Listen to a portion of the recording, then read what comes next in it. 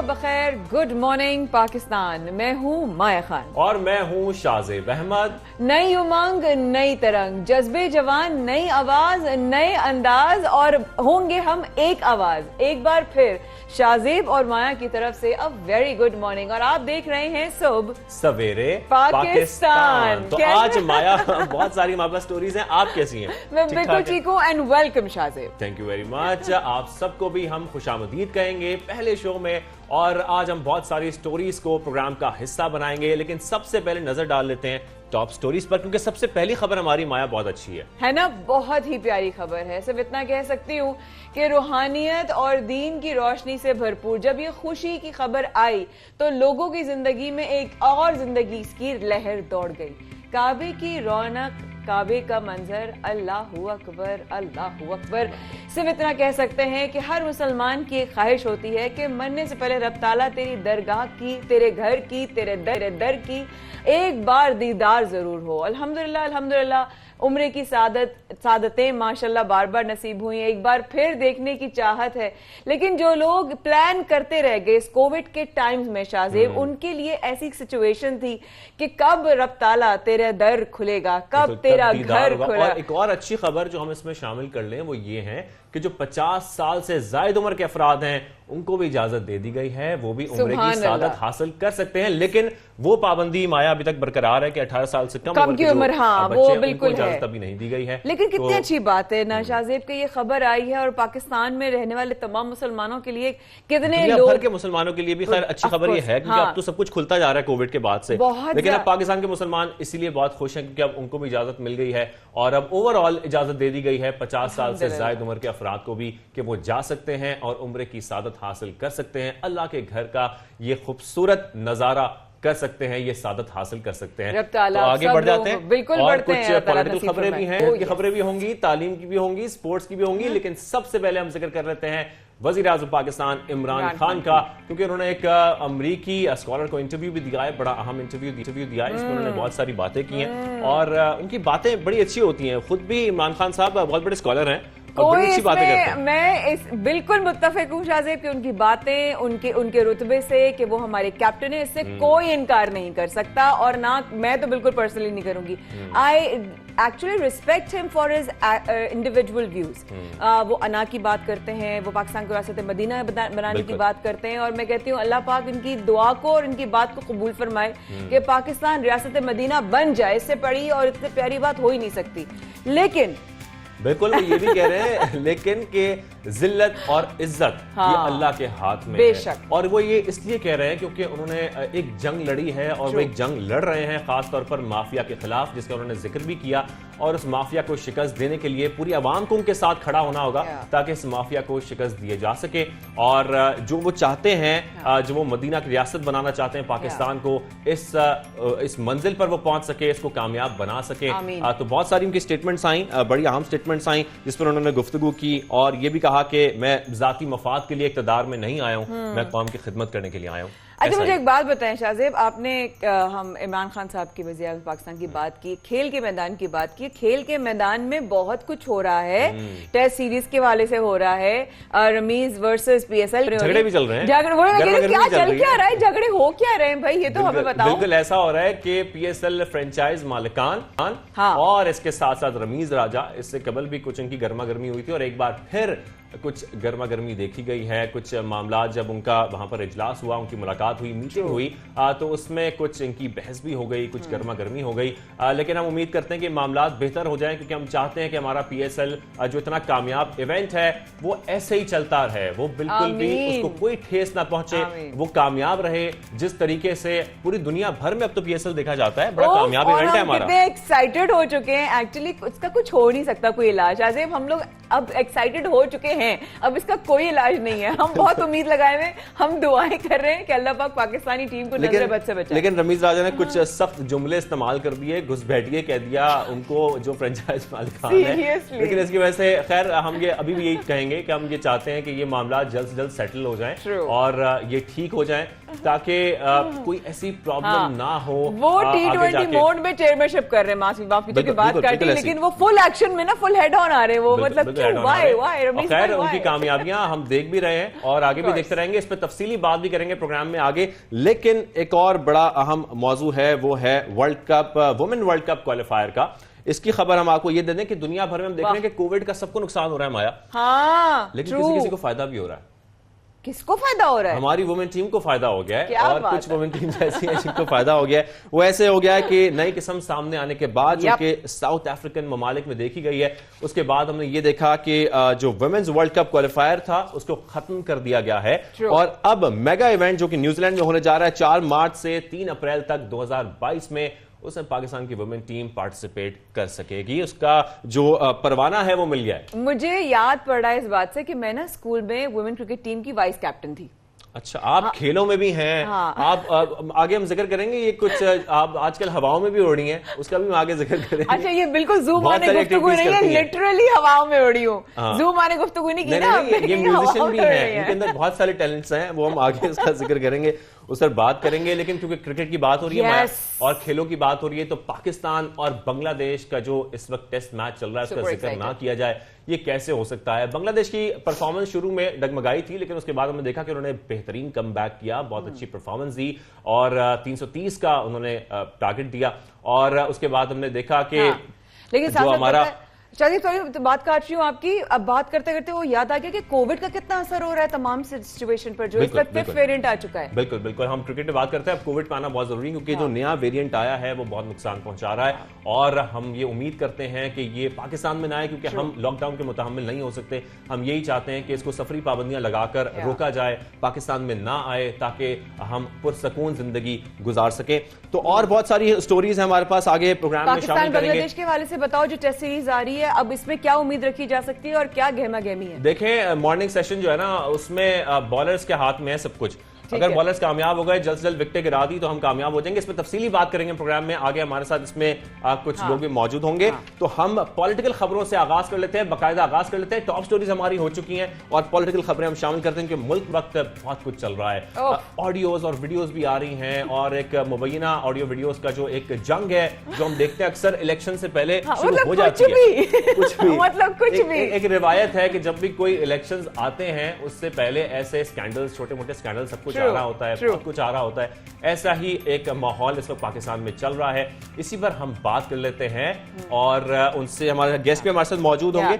हाँ, और ये जो पॉलिटिकल की तुमने बात की, शाज़े बात काट रही हूँ, so sorry, I am so actually excited. हम लोग सब सवेरे पाकिस्तान कर रहे हैं, I am so excited to do this show with Shahzeb as well. Full of energy है माशाल्लाह। लेकिन ये स्पोर्ट्समैन भी हैं, इनकी क्रिकेट में इनके जो है वो लगाव भी मैं देख रही होती हूँ सब कुछ। लेकिन एक चीज मैंने नोट की है शाज़ेब के तमाम गहमा गेमे के साथ, जो इस वक्त पॉलिटिकल लोगों का, जो आम आदमी का जो पॉइंट ऑफ व्यू है इमरान, वज़ीर आज़म इमरान खान साहब को देखकर, कि लोग क्या कहते हैं। हमारे साथ जो है शहबाज गिल साहब भी मौजूद हैं। बिल्कुल, वज़ीर आज़म के मुआविन शहबाज गिल साहब हमें ज्वाइन कर चुके हैं। शहबाज गिल साहब, बहुत शुक्रिया हमें ज्वाइन करने के लिए।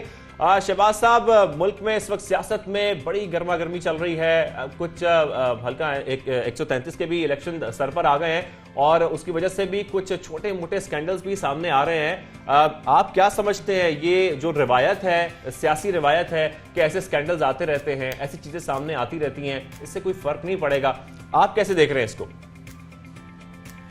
बिस्मिल्लाहिर्रहमानिर्रहीम, आपका बहुत शुक्रिया। देखिए, पाकिस्तान इवॉल्व हो रहा है, पाकिस्तान के अंदर डेमोक्रेसी इवॉल्व हो रही है। जो आज से 10-20 साल पहले चीजें होती थी वो आज नहीं हो रही, क्योंकि पब्लिक में अवेयरनेस आ रही है, पब्लिक रिएक्ट करती है डिफरेंट चीज़ों के ऊपर। और इसका बहुत बड़ा सेहरा जो है वो प्राइम मिनिस्टर इमरान खान को जाता है, जब उन्होंने इन सियासत में नई चेत डाली।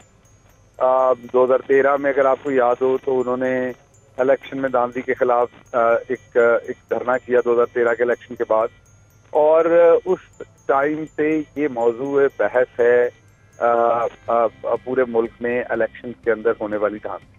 अभी आप देख रहे हैं, एक तो रात को दोबारा एक नई लीक आई जिसके अंदर मरियम सफदर ये एडमिट कर रही हैं कि उन्होंने 2 चैनल्स के मालकान को इन्फ्लुएंस किया कि वो दोनों साइड के फैक्ट्स ना दिखाएं। हालांकि आपको पता है पूरी दुनिया के अंदर यही होता है कि दोनों साइड के फैक्ट्स दिखाए जाते हैं।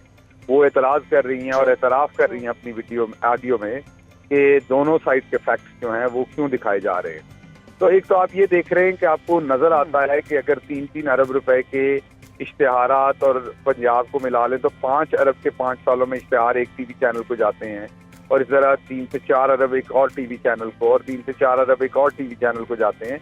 तो जब आप नंबर्स रन करते हैं हमारी हुकूमत के खिलाफ प्रोपेगेंडा के, तो आपको वो नंबर उन पैसों के साथ मिलते हुए नजर आते हैं। फॉर एग्जाम्पल, आप भी एक आज़ाद मीडिया है, समा टीवी भी एक आज़ाद मीडिया है, अगर हम बात करें तो ARY भी एक आज़ाद मीडिया है, इसी पाकिस्तान का मीडिया है।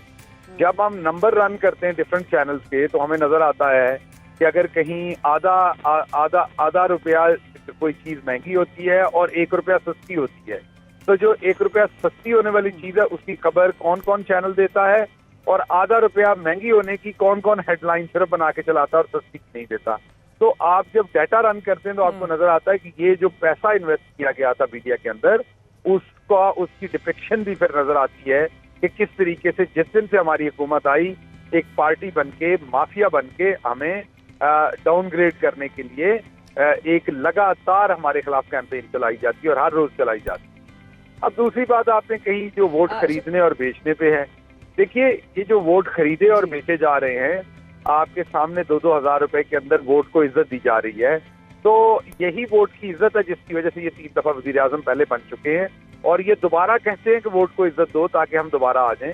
तो अवाम ने फैसला करना है कि क्या वोट और जमीर ऐसे ही 2-2 हज़ार रुपए में बेचने हैं, या जो आपके जमीर खरीदेंगे 2 हज़ार रुपए में, आप उनसे किस खैर की तवक्को करेंगे जिस दिन वो वजीर आजम या वो वजीर बन जाते हैं। वो फिर वही लूट मार करेंगे, लंदन में अपार्टमेंट बनाएंगे, 2000 लेके 20,000 निकालेंगे। अवाम जी बिल्कुल, माजरत के साथ की बात काट रही हूँ, लेकिन आपने बात की अभी अवाम के हवाले से कि अवाम खुद फैसला करे। मैं एक आपकी इजाजत से एक बात कहना चाहूंगी। एक अवाम का फीडबैक है और वो ये है कि वज़ीर आज़म पाकिस्तान इमरान खान साहब के हवाले से लोगों को कतई तौर पे कोई इस बात पे शक ही नहीं है कि वो कितने ऑनेस्ट हैं पाकिस्तान के साथ, उनको कितना दर्द है पाकिस्तान की आवाम का, इस पे तो कोई क्वेश्चन है ही नहीं। वो क्वेश्चन ये करते हैं कि उनके साथ तो बहुत सारे और जो सोच और जो उनके साथ लोग हैं उससे वो डिसएग्री करते हैं। उसके बारे में आप क्या कहेंगे शहबाज साहब? देखिए, बात यह है कि हमारे मुल्क में क्योंकि एक माफिया का राज है, या दूसरे लफ्जों में आप ये कहें कि मेजॉरिटी लोग जो पावरफुल पोजीशन पे बैठे हैं वो करप्ट हैं। वो भले मीडिया के ओनर्स हों, वो भले बड़े सियासतदान हों, वो भले सहाफी हों, वो भले जो बड़ी बड़ी जगहों पर लोग बैठे हैं, वो सारे किसी न किसी तरह से करप्ट सिस्टम के बेनिफिशरीज हैं। भले ब्यूरोक्रेट्स हों, सियासतदान हों, डॉक्टर्स हों, बड़ी पोजीशन पे बैठे लोग जो है, आपने देखा अवामी रिलीफ के ऊपर फोकस कम है, अपने धंधे के ऊपर फोकस ज्यादा है। अब इस सारी बात पर फिर आपकी तवज्जो क्या होती है? आप किस तरीके से बच निकल सकते हैं? आप इस तरीके से बच निकल सकते हैं कि आपने ये साबित करना है कि यहाँ सारी एक तरह की। अगर आपसे कोई एक बंदा थोड़ा सा बेहतर आ गया है, तो अब आपको ये तो पता चल गया कि फलां बंदा मेरे से बेहतर है। फॉर एग्जाम्पल, अगर आप मेरे से बेहतर हैं किसी चीज में, तो मुझे तो पता चल गया अंदर से अपने दिल में कि आप मेरे से बेहतर हैं, आप ऑनेस्ट हैं।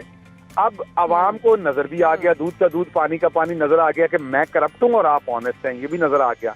तो अब फिर मैं अपना मंजन कैसे बेचूंगा? कोई तो बात कहूंगा, तो मैं ये मंजन बेचूंगा कि जो है ना, आप तो बहुत ऑनेस्ट है लेकिन आपके इर्द गिर्द लोग करप्ट हैं। भाई, मेरे इर्द गिर्द जो लोग हैं वो मैंने पैदा करके परवरिश नहीं की हुई उनकी, इसी कौम से वो लोग हैं। पहली बात, मैं तो अपने लिए जवाबदेह हूँ। अल्लाह ने मुझे दुनिया में अकेले भेजा था, मैं तो अपने कंडक्ट के लिए जवाबदेह हूँ मरने के बाद अल्लाह के सामने। पहली बात।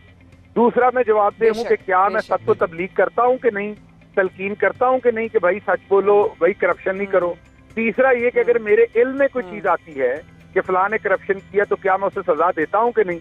अगर ये तीनों चीजें मौजूद है तो फिर सवाए मेरे पे गंद फेंकने के, ये जो सवाल आपको नहीं मैं कह रहा, आप तो वो सवाल कह रहे हैं जो अमूमी पूछा जा रहा है, लेकिन ये जो लोग फीड करते हैं ये कॉन्सेप्ट कि इमरान खान तो बड़ा ऑनेस्ट है लेकिन उसके इर्द गिर्द लोग ठीक नहीं है, उसके इर्द गिर्द कौन सा बंदा है जिसने करप्शन की और इमरान खान ने उसे करने दी है। बिल्कुल, बिल्कुल। शहबाज गिल साहब कतक कलामी की माजरत, लेकिन यहाँ मैं ये ऐड करना चाहूंगा कि जैसे कि हम अवाम का जो कर लीजिएगा, फिर आप ऐड कर लीजिएगा। जी फरमाएं। बात ये कि ये एक बड़ी सोची समझा तरीका वारदात है लोगों का, ये कहना कि इमरान को भाई जब इमाम मस्जिद ईमानदार है तो आपकी कमेटी में वो 2 नंबरी नहीं होने देगा, भले मस्जिद की कमेटी में कोई 2 नंबर लोग आ भी जाए, क्योंकि वो शोर मचा देगा, वो सजा देगा, वो निकालेगा कमेटी से, वो आवाज बुलंद करेगा।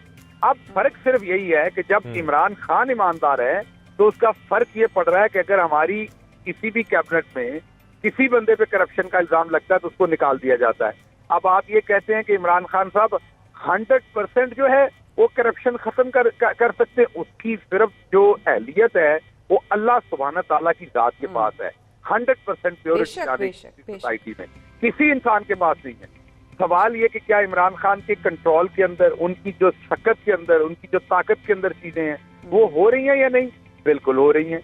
बहुत सारी चीजें आपको पता होती हैं। फॉर एग्जाम्पल मैं बढ़ के बात करूंगा, आपको पता होता है कि फलां बंदा जो है वो फलां चीज का ओनर है, वो करप्ट है, लेकिन आपके पास सबूत नहीं है, लेकिन आपको विजिबली नजर आ रहा है कि वो करप्ट है। अच्छा, अब हमें पता है बहुत सारे लोगों ने टैक्स चोरी करने के लिए, करप्शन करने के लिए, इंडस्ट्रियलिस्ट थे, वो मीडिया में आ गए, उन्होंने मीडिया बना लिया, अपना अपना चैनल बना लिया। अब क्या सिर्फ ये उनके बारे में पता होने से, एक शाइबा होने पे उन्हें पकड़ के अंदर जेल में डाल दी? नहीं हो सकता ना ऐसा, जब तक के सबूत नहीं आएंगे सामने, जब तक के प्रूफ नहीं आएगा सामने। तो बात यह है कि यार्ड स्टिक आपको एक ही रखनी पड़ेगी इंसाफ, और वो यार्ड स्टिक ये है कि जिस बंदे के बारे में कन्विक्शन के सबूत मौजूद हैं, जिसके पास इररिफ्यूटेबल, जिसके ऊपर आपके पास डाउट मौजूद हैं, वो जवाब दे। जिसके पास नहीं है उसको उसके बराबर का हमाम में नंगा ना कहा जाए। हमारे वतीरा ये है कि मेरे 10 अरब के अपार्टमेंट हो और मेरे पास उसकी कोई ना हो, उसकी कोई रसीद ना हो, और आपका 3 मरले का मकान हो और आपके पास रसीद भी हो, लेकिन मैं ये साबित करने पे तुल जाऊं कि आप और मैं बराबर के क्रिमिनल हैं, और आपने कभी जिंदगी में गवर्नमेंट की कोई पोजीशन भी ना ली हो या आपने कोई करप्शन भी ना की हो, तो ये हमारे वो मसाइल हैं जिनको हमने ये भी देखना है। अच्छा शहबाज साहब, ये सारी बातें तो हो गई और करप्शन के खिलाफ जंग जो है वो भी आप लोगों की जारी है, लेकिन इसके साथ साथ मैं एक पॉइंट ऑफ व्यू ये भी सामने रखना चाहता हूं कि जो अवाम है वो जानना चाहता है, इवन मेरे अपने घर पर गैस नहीं आ रही शहबाज गिल साहब, तो मैं ये सवाल करना चाहता हूं कि जो अवाम है जिनको गैस के बहरान का सामना है, इसके साथ साथ पिछले दिनों हमने देखा कि पेट्रोल पर भी हड़ताल की गई, लोगों को बड़ी परेशानी उठानी पड़ी, तो इन तमाम मसाइल पर आप अवाम को क्या मैसेज देना चाहते हैं आज? देखिए, 2 बातें हैं, दोबारा हमें चीजों को अलग अलग करके समझना पड़ना है। पेट्रोल का बहरान अभी आया था यूके में, आपको याद होगा, आपने अगर जिंदगी में खबरें देखी हो तो आपको, अब यूके में पेट्रोल पंप बंद रहे, बहुत दिन लोगों को पेट्रोल नहीं मिला, लाइनें लगी, बहरान आपको नजर आया था, क्योंकि वहां पर फंडामेंटल इश्यूज थे उनके ट्रांसपोर्टेशन के, पेट्रोल के। हमारे फंडामेंटल इश्यूज क्या थे? अभी जो आपको एक दिन के लिए आपको बहरान, जिसको आप कह रहे हैं एक दिन की हड़ताल हुई थी, फंडामेंटल इशू ये था कि जो पेट्रोल पंप के मालिकान हैं वो कहते हैं कि 9 रुपए तक हमारा कमीशन किया जाए, जो पहले 3.5 जी। अच्छा, आप मार्जिन में इजाफा कितने देना है? मैंने देना है, मेरे पास तो इतने पैसे नहीं है। आपके साथ जो मोहतरमा बैठी उन्होंने सारे पाकिस्तान का देना है? बिल्कुल नहीं। या आपने देना है या इमरान खान साहब ने अपनी जेब से देना है? बिल्कुल नहीं, वो फिर सारफ ने देना है। तो हमारे पास एक तो तरीका ये था कि पेट्रोल पंप मालिकान ने कहा 9 रुपए बढ़ाओ, हम कहें बढ़ाएं जी, 10 रुपए बढ़ाएं, 9 क्यों बढ़ाना है? तो कोई बुरान नहीं, पेट्रोल पंप ज्यादातर पेट्रोल आपको दे रहे हैं उस दिन भी। लेकिन क्योंकि हमने ये सोचा कि इससे हमारी आवाम के ऊपर और मजीद महंगाई का बोझ पड़ेगा, तो हमने रेजिस्ट किया, जिसकी वजह से वो हड़ताल हुई, और हमने उस हड़ताल को बातचीत से खत्म किया, प्राइस में उस तरह से इंक्रीज करके आवाम के ऊपर नहीं डाला। तो एक तो आवाम को हमें बताना चाहिए कि जिसको हम बहरान कह रहे हैं उसकी वजह क्या, और उसमें हुकूमत को शाबाश मिलनी चाहिए, ना कि सवाल इस तरीके से फ्रेम होना चाहिए कि जैसे बिल्कुल शहबाज साहब, हम भी आपसे इसलिए कह रहे हैं ताकि क्लैरिटी हो जाए आवाम को, क्योंकि हम यही जानना चाह रहे थे कि आपका क्या पॉइंट ऑफ व्यू है, आप क्या बताना चाहते हैं, ताकि ये क्लैरिटी हो, आवाम को ये पता हो कि ये बहरान नहीं है, ये एक दिन की हड़ताल थी, मामलात थे कुछ जिन्हें हल कर लिया गया है। और बहुत शुक्रिया हमारे साथ टेलीफोन लाइन पर आने के लिए और रहनुमाई करने के लिए, और लोगों को जो है वो ये भी चीज क्लियरिटी होना बहुत जरूरी है कि जो सवाल आते हैं, ऑब्वियसली हम तो हमारा काम है इन सवालात को आप तक पहुंचाना, ताकि आप लोगों को ये चल सके कि आम आवाम क्या सोच रही है। नई आवाज, नया अंदाज जारी है सुबह सवेरे पाकिस्तान में। शाहजेब और माया को दीजिए इजाजत, अभी छोटा सा वक्फा, और क्या कहते हैं शाहजेब? बिल्कुल, वक्फे के बाद हम वापस आएंगे, आप हमारे साथ जुड़े रहिए। हाँ, वाह वाह वाह, अभी आते हैं।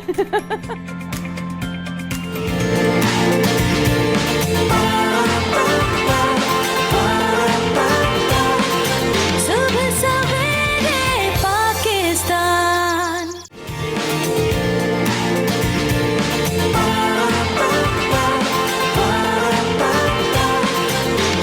सवेरे का बहुत शुक्रिया। आप देख रहे हैं सुबह सवेरे पाकिस्तान।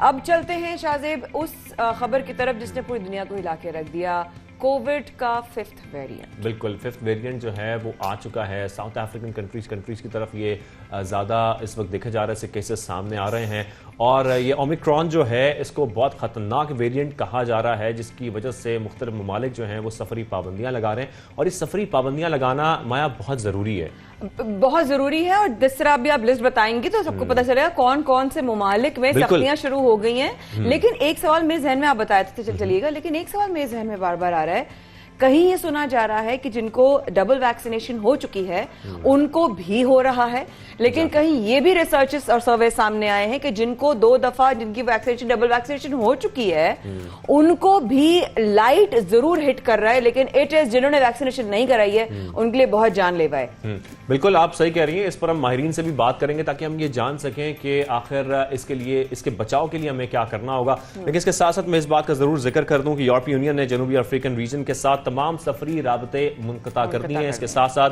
फ्रांस ने अपनी परवाजों को 48 घंटे के लिए मुअत्तल कर दिया है। इसके साथ साथ कनाडा ने भी अफ्रीकी ममालिक के लिए परवाजों पर पाबंदी लगा दी है। बरतानिया ने 6 अफ्रीकी ममालिक को रेड लिस्ट में शामिल करने का ऐलान कर दिया है। लेकिन दूसरी जानब एक बड़ा अहम पॉइंट है जो हम देख रहे हैं, वो ये है कि जनूबी अफ्रीका हुकूमत का ये कहना है कि वायरस की नई किस्म का सुराग लगाने की हमें सजा दी जा रही है।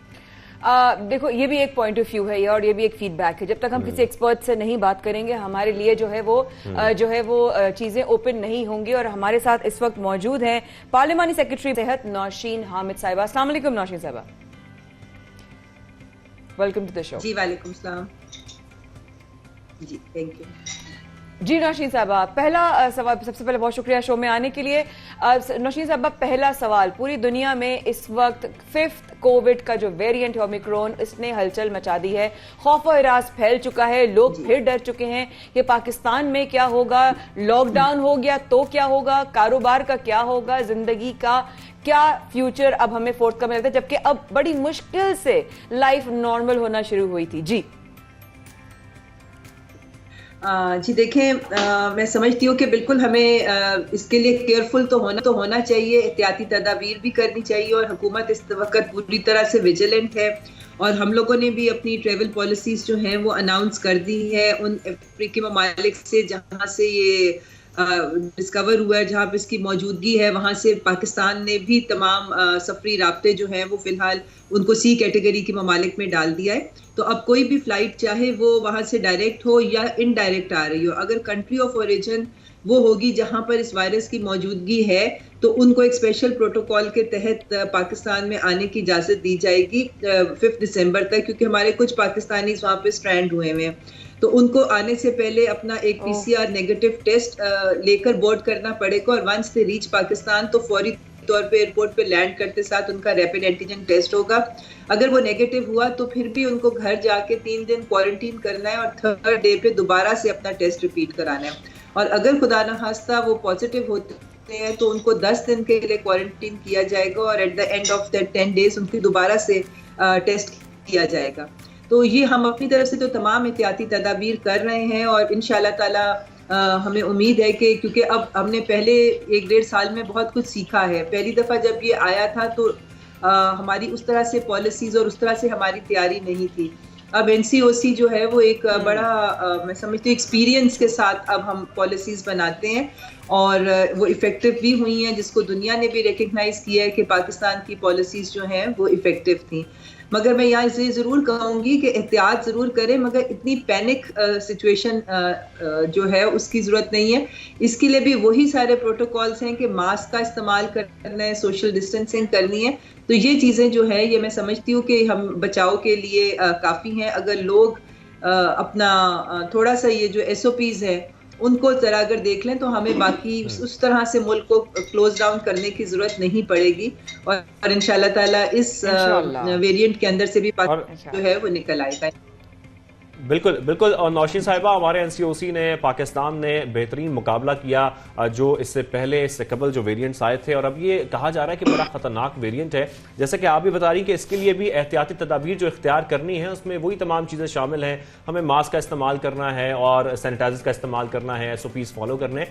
लेकिन नौशीन साहिबा, इसके साथ साथ ये बताइएगा कि जो वैक्सीन का जिक्र किया जा रहा है, कुछ माहिरीन ये भी कह रहे हैं कि वैक्सीन इस पर असरअंदाज नहीं होगी और हमें बूस्टर्स लगवाना लाजमी होंगे। इस पर आप थोड़ा सा बताइएगा, थोड़ा डिटेल में। देखिए, इसके बारे में मैं समझती हूँ अभी कोई एक्सपर्ट भी जो है वो अपनी हतमी राय नहीं दे रहा है। ये सारे अंदाजे हैं, ख्याल हैं, क्योंकि ये जो वायरस है इसमें जो म्यूटेशंस हुई हैं, कोई अबाउट 30 के करीब इसने अपने आप में म्यूटेशंस की हैं। मतलब ये वायरस की ये खासियत होती है कि वो अपने आप को चेंज करता है। जब वो इफेक्टिव नहीं रहता तो वो फिर बदल कर आता है ताकि वो बीमारी कॉज कर सके।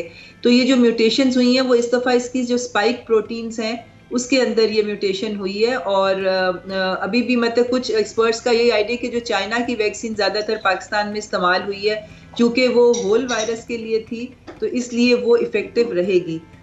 मगर बहरहाल अभी इसके मुतालिक डेटा इकट्ठा किया जा रहा है। और इस वायरस के चूँकि सिम्टम्स भी आम कोविड वायरस से डिफरेंट है, इसमें उस तरह से गला खराब नहीं हो रहा, खांसी नहीं है, कोई हाई ग्रेड फीवर नहीं है, सिर्फ एक्सट्रीम फटीग और वीकनेस है और साथ हार्ट रेट बढ़ जाता है। तो ये वायरस ने अपनी हैयत को चेंज किया है। और जी जज़ाकल्लाह। सॉरी आपकी बात काट रही हूँ। एक बहुत कुछ सर्वे में मैंने पढ़ा था कि उसमें एक मेंशन की हुई थी बात, और प्लीज इस पर रोशनी जरूर डालिएगा, कि जिन लोगों ने डबल वैक्सीनेशन की हुई है उनको भी असरअंदाज होगा। और दूसरे सर्वे में था कि जिन्होंने डबल वैक्सीनेशन की है वो भी बिल्कुल नहीं बच सकते, उनके लिए भी जानलेवा है। जरा सा इस पर थोड़ी सी क्लैरिटी अगर दे सकें तो, कोई एनी पॉसिबिलिटी प्लीज। जी देखिए, अभी तक हमारे पास जितना इंफॉर्मेशन और डेटा मौजूद है, ये पिछले 1-1.5 साल में कोई वैक्सीन भी 100% इफेक्टिव नहीं थी। पिछले वेरिएंट्स के लिए भी जिनको वैक्सीन लगी हुई थी उनको भी कोविड हुआ है, पिछले जो दूसरे डेल्टा वेरिएंट। अच्छा नौशीन साहिबा, अगर आप हमारे साथ ही हैं तो ये भी बताइएगा कोई ऐसा केस है अब तक पाकिस्तान में जो सामने आया हो इस वेरिएंट का, और इसके साथ साथ ये भी बताइएगा कि क्या फाइजर बूस्टर्स भी लगाए जाएंगे? जी देखिए, फाइजर बूस्टर जो हैं वो अभी पाकिस्तान में लग रहे हैं उन लोगों को जिन्होंने ट्रैवल करना है उन कंट्रीज में जहां पर ये चाइनीज वैक्सीन एक्सेप्टेबल नहीं थी। और उसके अलावा ये बूस्टर डोजेस जो हैं वो अब दुनिया में ये नई रिसर्च यही आ रही है कि ये डबल वैक्सीन वाली नहीं थी। इसके अंदर थर्ड डोज जो है वो बूस्टर नहीं बल्कि वैक्सीन का हिस्सा होगी। जिस तरह बाकी आप देखते हैं कि जो वैक्सीन हैं वो 3 डोजेस लगती हैं, बच्चों को भी जो लगती हैं वो 3 डोजेस की वैक्सीन होती है। तो इसका भी यही ख्याल है कि तीसरी डोज की जरूरत पड़ेगी। मगर हुकूमत की कोशिश ये है कि पहले हम उन लोगों तक पहुंचे जिन्होंने 1 डोज भी नहीं लगवाई। तो जैसी हमारी पॉपुलेशन पहले बेसलाइन हमारी बन जाएगी तो इंशाल्लाह बूस्टर्स भी शुरू हो जाएंगी।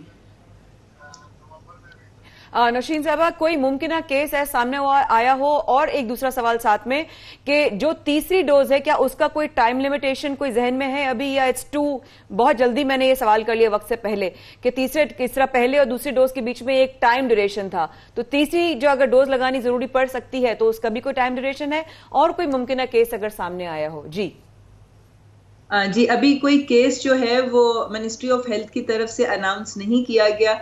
इसका मतलब है कि अभी रिपोर्ट नहीं हुआ है। और दूसरी चीज़ ये कि जो थर्ड डोज है वो 6 महीने के बाद जो है वो शायद उसका टाइम ड्यूरेशन हो जाए, मगर अभी इसके ऊपर वर्किंग हो रही है और इसके लिए जो है वो पॉलिसी बन रही है।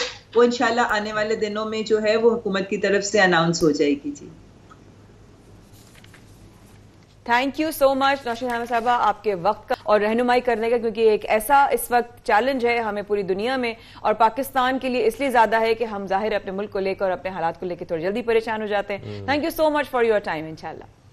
तो ये थी हमारे साथ नौशीन साहिबा, हमें तफसीलन आगाह कर रही थी। तो अब आगे बढ़ जाते हैं, और जैसा कि मैंने प्रोग्राम के आगाज में जिक्र किया था कि ये जो मेरे साथ माया खान बैठी हैं ये हवाओं में उड़ती रही हैं और इन्होंने कुछ ऐसे नज़ारे भी देखे बहुत हाइट पर जाके जो बहुत खूबसूरत थे। और वहाँ पर ये एक दिन की पायलट बनी। एक दिन की पायलट बनने के बाद उन्होंने एक्सपीरियंस किया कि जहाज़ को कैसे उड़ाते हैं। तो आप लोग ये सेगमेंट देखें और ये देखें कि माया खान ने जहाज़ कैसा उड़ाया।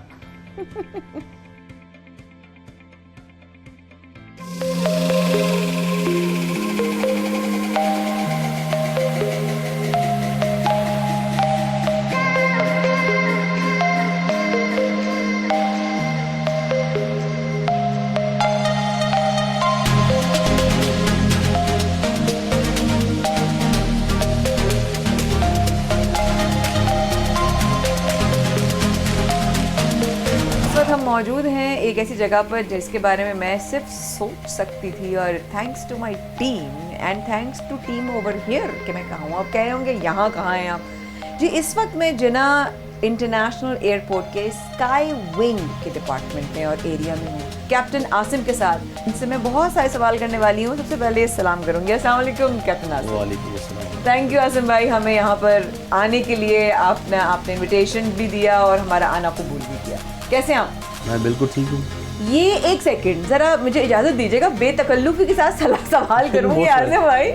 ये क्या, ये व्हाट इज दिस? इतना ज़बरदस्त, ये क्या हो रहा है? ये माया, मैं आपको ज़रा इसकी थोड़ी सी बैकग्राउंड बता दूँ प्लीज़। मेरा एक्सपीरियंस तो काफ़ी है, ऑलमोस्ट 45 ईयर्स इन एविएशन, जिसमें पाकिस्तान एयरफोर्स में as a president pilot, prime minister का पायलट रहा। फिर उसके बाद काफ़ी सारे एयरलाइनों में फ्लाई करता रहा। रिटायरमेंट के बाद I have been flying 5 years with United Nation on 747 jumbo. और इसके साथ जो एडिशनल चीज़ है वो मैंने ड्यूरिंग माई दिस प्रोफेशन मैंने LLB LLM किया और एविएशन में the only lawyer in Pakistan जो कि पायलट भी है, पायलट भी और LLM in aviation and maritime. That is amazing Asim भाई, वो actually that was the very important thing जिसकी वजह से मैं आपको ये मैंने स्काई विंग करा के आए। हमने अपनी एक्सपर्टीज यहाँ इस्तेमाल की। मैं खुद इस उम्र में बच्चों के साथ खुद फ्लाई करता हूँ और खुद के टेस्ट लेता हूँ, और विद इन जस्ट 2 years हमने कोई 28 से 29 बच्चे पायलट बना के जिसमें मुख्तलिफ कंपनियों में जाके इस पर जॉब भी कर रहे हैं। और हमारे पास बच्चियाँ और बच्चे, लड़कियाँ यूनिवर्सिटियों से आ रही हैं, आपने खुद देखी होंगी।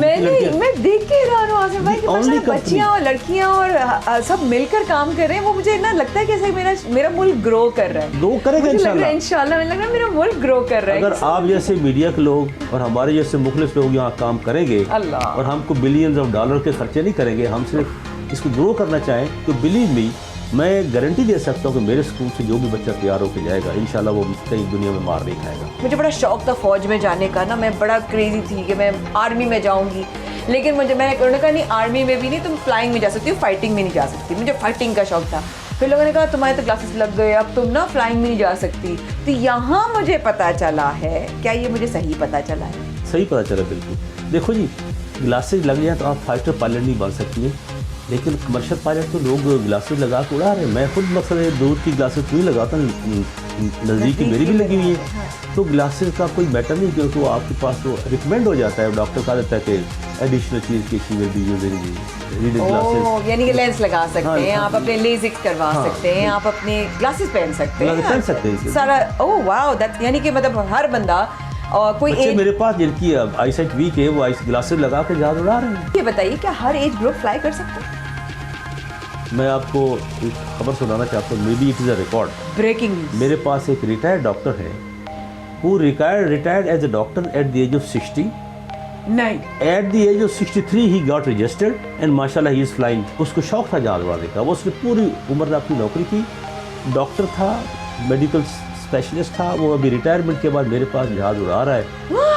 प्राइवेट पायलट लाइसेंस उसको मिलने वाला है थोड़े दिन में।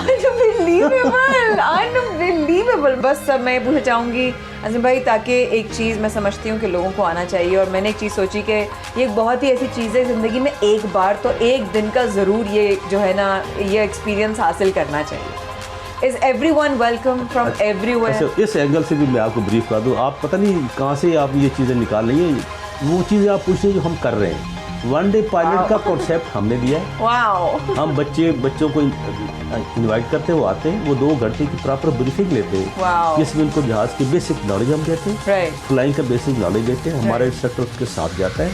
वन डे पायलट की वो जाके फ्लाइंग करता है। फ्लाइंग करने के बाद अगर वो फील करे कि मैं जहाज उड़ा सकता हूँ, उसको शौक लग जाए, हमें पता हो कि लड़के में कैपेबिलिटी है, वो हमारे पर रजिस्टर्ड होकर फ्लाइंग भी कर रहे हैं कई काफ़ी बच्चे। Wow, unbelievable. इसका मतलब है सबको आना चाहिए, सब अटेम्प्ट करें, सब आके ट्राई करें, और ज़िंदगी में एक बार ये एक्सपीरियंस हासिल करना चाहिए। हमारे पास माशाल्लाह यहाँ अच्छे लोग बैठे हैं एविएशन इंडस्ट्री में। क्या बात, हम इंशाल्लाह किसी से कम नहीं है। इंशाल्लाह हम किसी से कम नहीं है। Thank you so much Qasim भाई, आपने अपना वक्त दिया, और अब मैं नर्वस भी हूँ और मैं तैयार भी हूँ। बस आप नर्वस ना हो, आप किसी दिन भी आ जाए, वनडे पायलट के लिए आए, फ्लाई करें। बिल्कुल मैं जा रही हूँ एक्चुअली। आप फ्लाई करें, वापस आकर फिर रजिस्टर कराएं। Definitely sir, thank you so much, thank you so much. मैं यहाँ पर देख रही थी और अपनी टीम के साथ सारे एयरक्राफ्ट खड़े हुए थे, कुछ में काम चल रहा है, कुछ हमारे लिए एक रेडी हो रहा है, और करते करते कुछ नज़र पड़ी कि अपने जैसे कुछ लगे चेहरे और वो कुछ ख़वातीन के थे। तो मैं देखकर काफ़ी हैरान हुई। मैंने कहा यहाँ पर ख़वातीन भी काम कर रही हैं, तो पता चला कि यहाँ पे फीमेल इंजीनियर्स की तादाद ज़्यादा है। मेरे लिए बहुत शॉकिंग बात थी। मेरे साथ कोमल सर मौजूद हैं। अस्सलाम वालेकुम कोमल, कैसी हैं? मैं ठीक हूं, खैरियत से। Thank you so much time देने के लिए। कोमल, अपने बारे में बताइएगा पहले कि आप क्या हैं और क्या ये बात सच है कि ख़वातीन की तादाद इंजीनियर्स में ज़्यादा है? अल्हम्दुलिल्लाह यहाँ पे लड़कियों की तादाद अब बढ़ रही है। पहले नहीं हुआ करती थी, लेकिन अब बहुत बढ़ रही है अल्हम्दुलिल्लाह। मैं कहती हूँ कि ये एक बहुत पॉजिटिव जो है, बहुत ज़बरदस्त बात है अल्हम्दुलिल्लाह। और बाकी हमारे पास फीमेल टेक्नीशियंस हैं, हमारे पास फीमेल इंजीनियर्स हैं, हमारे फीमेल डिपार्टमेंट में हमारे स्टोर मैनेजर फीमेल हैं, मतलब हमारी कैमो असिस्टेंट इंजीनियर। आपकी सिफारिश चलती है, नौकरी मतलब मिल सकती है? नहीं, सिफारिश वाला काम नहीं, मेहनत वाला काम। मेहनत तो कर लूँगी, मेहनत तो शिकायत नहीं होगी आपको। बिल्कुल ऐसे नहीं है। ज़बरदस्त। तो आई एम सीइंग अभी ये वाला एयरक्राफ्ट जो हमें लेके जाना है। जी बिल्कुल। तो क्या इस वक्त क्या रेडी हो रहा है, ये बताइए। इसके बस आपके लिए रेडी कर रहे हैं। ओके, और रेडी क्या कर रहे हैं, क्या चीज़ चेक कर रहे हैं एग्जैक्टली? जो है डेली इंस्पेक्शन, हाँ, डेली इंस्पेक्शन चल रही थी। हाँ, तो ये हाँ, तो उसके लिए हमने जो है वो इसके ग्राउंड पर आप जो मैग्नेट ऑफ वायर होती है वो चेक करनी है, तो उसके लिए कॉलिंग रिमूव करी। ठीक है, उसको हम चेक कर रहे हैं, राइट। और उसके बाद में उसको रेडी करके हम आपको देंगे। Very nice. मतलब हर फ्लाइट से पहले जहाज की जो होती है वो इंस्पेक्शन। अच्छा, ये रेगुलर चेकिंग है, ये हर फ्लाइट से पहले जो भी लोग आ रहे हैं यहाँ पर, जैसे कि मैंने कहा कि आप जो हैं कोई भी आ सकता है यहाँ पर और आकर वन डे आप ये एक्सपीरियंस कर सकते हैं पायलट प्रोग्राम का। और मैं कहती हूँ ज़िंदगी में हर इंसान को, मेरी खुशनसीबी है कि मेरी टीम ने मुझे कहा और मैंने कहा अगर आप लोगों को लगता है मैं कर सकती हूँ तो मैं ज़रूर करूँगी। और ये वन डे जो पायलट प्रोग्राम है, दिस इज़ वेरी अफोर्डेबल। आप इनके जा सकते हैं, आप इनके ग्रुप्स पे जा सकते हैं, इंशाल्लाह हम डिटेल्स आपसे शेयर करेंगे। But you know it's so much, I am already so excited to be here. मुझे आइडिया इस वक्त नहीं है क्या होने वाला है, मगर वो एक फीलिंग है इन माय बोन्स कि मैं एक्साइटमेंट फील कर रही हूँ। नहीं, आपको इंशाल्लाह बहुत मज़ा आएगा। ज़बरदस्त। एक बात जो जहन में बार बार आ रही है, लड़कियाँ क्यों नहीं आती इस साइड पे?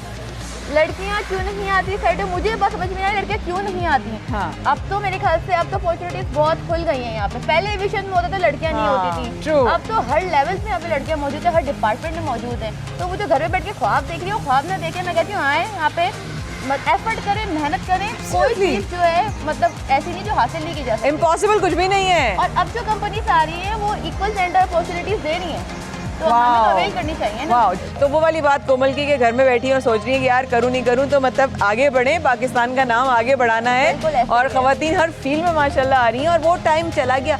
ख़वातीन का आना कितना अच्छा होगा, अरे ख़वातीन का आना अच्छा हो रहा है। सो इसको हमें और एक्साइटिंग बनाना चाहिए, अपनी लाइफ में अपने चैलेंजेस में निकले, क्योंकि कंफर्ट जोन के काउच पे बैठकर कभी कुछ हासिल नहीं होगा। You have to get out of that comfort zone and achieve whatever you want to.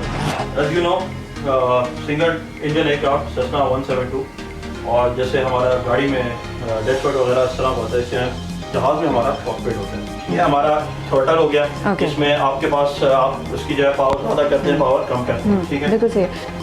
ठीक है, ये स्पीड इंडिकेटर बेसिकली आपको बताता है कि आपको जो स्पीड मिल रही है, लाइक आप टेक ऑफ करें या क्रूज करें या क्लास लेनी पड़ेगी, ठीक है। मुझे इसके फोकस साथ साथ आपका आ गया एयर आर्टिफिशियल हॉराइजन आ जाता है। आपके साथ ऑलरेडी आपके एक इंस्ट्रक्टर हैं जो कि क्वालिफाइड इंस्ट्रक्टर हैं, ठीक है।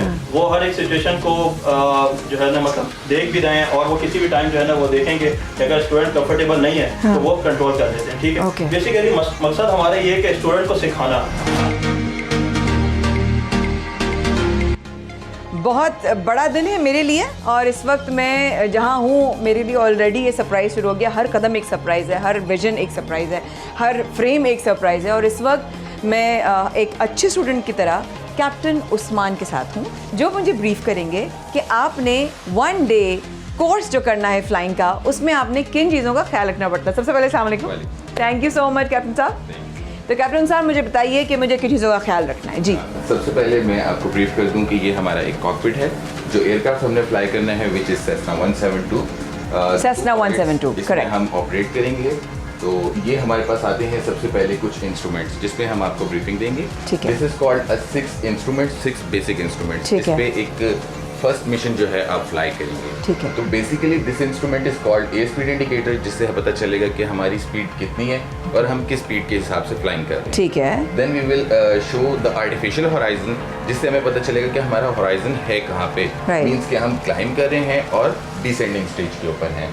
दिस इज आवर ऑल्टीमीटर जो हमें बताएगा कि हम किस हाइट पे फ्लाई करते हैं, विच इज 3000, 5000, जो भी हमें एडवाइज बाय द एडीसी वो हम इंशाल्लाह आज फ्लाई करेंगे। Then this is a turn coordinator, जिसपे जब हम टर्निंग स्टेज पे आते हैं तो हमें पता चले कि हमारा एयरक्राफ्ट कितने डिग्री के टर्न्स के ऊपर है और कितने डिग्री बैंक के ऊपर है। फिर आते हैं सबसे बड़ा क्वेश्चन जो दुनिया और हमसे पूछते हैं कि पायलट रास्ता कैसे देखते हैं। जैसे आप ग्राउंड पे जीपीएस यूज करते हैं, आपको रास्ते याद रहते हैं। हाँ। तो एक पायलट जो है वो ऑलवेज डायरेक्शंस के ऊपर फ्लाई करता है, विच इज जो हमें कोऑर्डिनेट पता होते हैं इसके कि हमारी डायरेक्शन कहाँ पे है और हमारी डेस्टिनेशन क्या है। तो फिर उस हिसाब से हम डायरेक्शंस के ऊपर फ्लाई करते हैं। And this is our vertical speed indicator, जिससे हमें पता चलता है कि हम कितने फीट पर मिनट के हिसाब से क्लाइंब करेंगे और कितने फीट पर मिनट के हिसाब से डिसेंड करेंगे। तो ये हमारे पास आते हैं कुछ सर्किट ब्रेकर्स, जिसको हम चेक करते हैं इन फ्लाइट के हमारे सारे सर्किट ब्रेकर्स पॉप इन हैं कि नहीं। और these are the buttons which is used for lights. हम चेक करते हैं कि हमारी कौन सी लाइट को हमने किस टाइम पे ऑपरेशनल करना है। बीकन लाइट होती है हमारे पास, लैंडिंग लाइट होती है, टैक्सीज लाइट होती हैं, नेविगेशन लाइट्स होती हैं। तो वो दिन में भी होती हैं? दिन में भी उनको यूज करना होता है अकॉर्डिंग टू रिक्वायरमेंट, जहाँ जिस चीज की रिक्वायरमेंट होती है। Then this is a master switch, इसको अगर जब हम ऑन करते हैं तो इससे हमारी सारे कॉकपिट के अंदर एक इलेक्ट्रिकल सप्लाई आना। हाँ, जो वो कहते हैं ऐसे मूवीज में आता है ना, लाइट ऑन हो जाती है पूरी, और जो अक्सर नहीं चल रहा होता मूवीज में ना, एक्शन के सीन में। Right. Okay. This is called a fuel mixture ratio. अच्छा, ओके। ये हमारे पास फ्यूल है। ये वो बटन है जो फिल्मों में नहीं दबाने का कहते हैं और लोग दबाते हैं और दबा देते हैं। बिल्कुल सही है। दिस इज अ थ्रॉटल, इससे हम अपनी पावर को एडजस्ट करते हैं। This is a race throttle, जिससे हम अपने पावर को एडजस्ट करेंगे। तो these are called the control columns. अच्छा, मैं इधर होंगी ना? जी, आप राइट साइड पे होंगी और मैं लेफ्ट पे इंशाल्लाह। Okay, perfect. वाओ। और थोड़ी देर बाद फिर उसके बाद आप मुझे fly. You have the controls and I have the controls. First I have the controls, then the controls are on you. जी, अच्छा। इंशाल्लाह आप फ्लाई करेंगी और इन्हीं 6 इंस्ट्रूमेंट्स को देखकर आप मुझे बताती जाएंगी कि हम बिल्कुल सही जा रहे हैं या नहीं, और मैं आपको गाइड करता हूँ। ठीक है बॉस, डन हो गया, डन हो गया।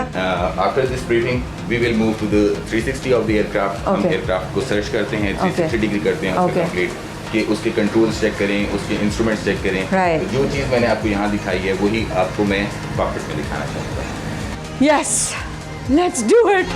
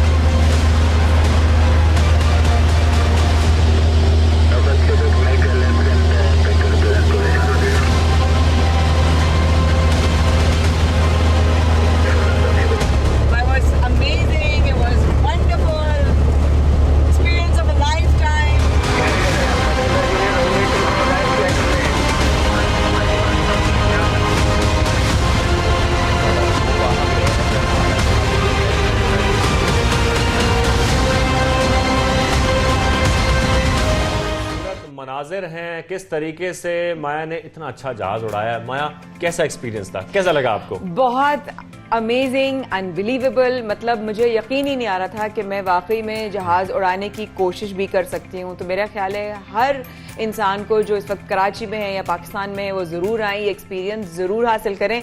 ये एक बार ज़िंदगी में ज़रूर करना चाहिए। अपने फैमिली में किसी को आप गिफ्ट कर सकते हैं, वरना अपने आप को खुद ज़रूर तो गिफ्ट करें ज़िंदगी में। बिल्कुल, ये तो हो गया इनका एक्सपीरियंस जहाज उड़ाने का। हम यहाँ पर एक ब्रेक लेने के बाद दोबारा हाजिर होंगे, हमारे साथ जुड़े रहिए।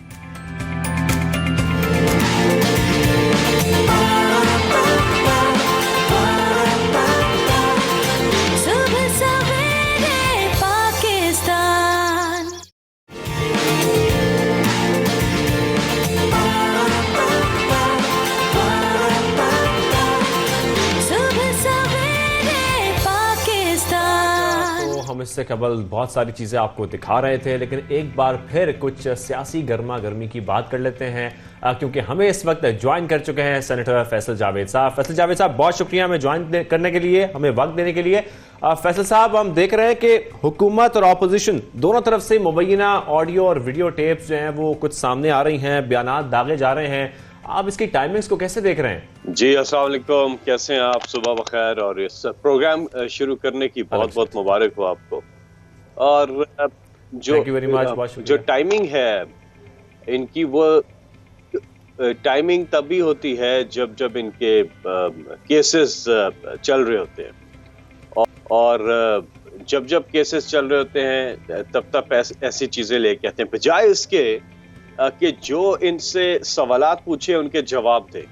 अच्छा, मौके भी इनको बहुत मिले हैं, इनको जितने मौके मिले हैं Guinness book of world records में इनका नाम आ सकता है। मिसाल के तौर पे सबसे पहले कौम से खिताब किया, कोई सफाई नहीं दे सके। फिर नेशनल असेंबली में आए, वहां पे कोई सफाई नहीं दे सके। फिर जमाली साहब का बेंच बना सुप्रीम कोर्ट का, कोई सफाई नहीं दे सके। फिर खोसा साहब का बेंच बना सुप्रीम कोर्ट का, कोई सफाई नहीं दे सके। फिर JIT बनी, वहां पर कोई सफाई नहीं दे सके। JIT के बाद फिर दोबारा सुप्रीम कोर्ट में मुकदमा चला, कोई सफाई नहीं दे सके। फिर ट्रायल कोर्ट में मुकदमा चला, कोई सफाई नहीं दे सके।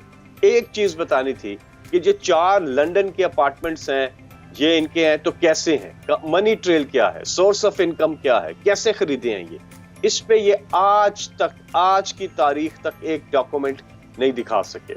एक कतरी खत वो जाली, एक वो ट्रस्ट डीड वो बोगस। तो जितने मौके इनको मिले, कोई एक जज का मामला नहीं है ये मुख्तलिफ कोर्ट से होते हुए ये फैसले हुए हैं, और इनको काफी मौका मिला और सफाई नहीं दे सके। दूसरी तरफ आप देखें, पैनामा पर आवाज उठाने पे इमरान खान के खिलाफ इन्होंने मुकदमा दर्ज कर दिया।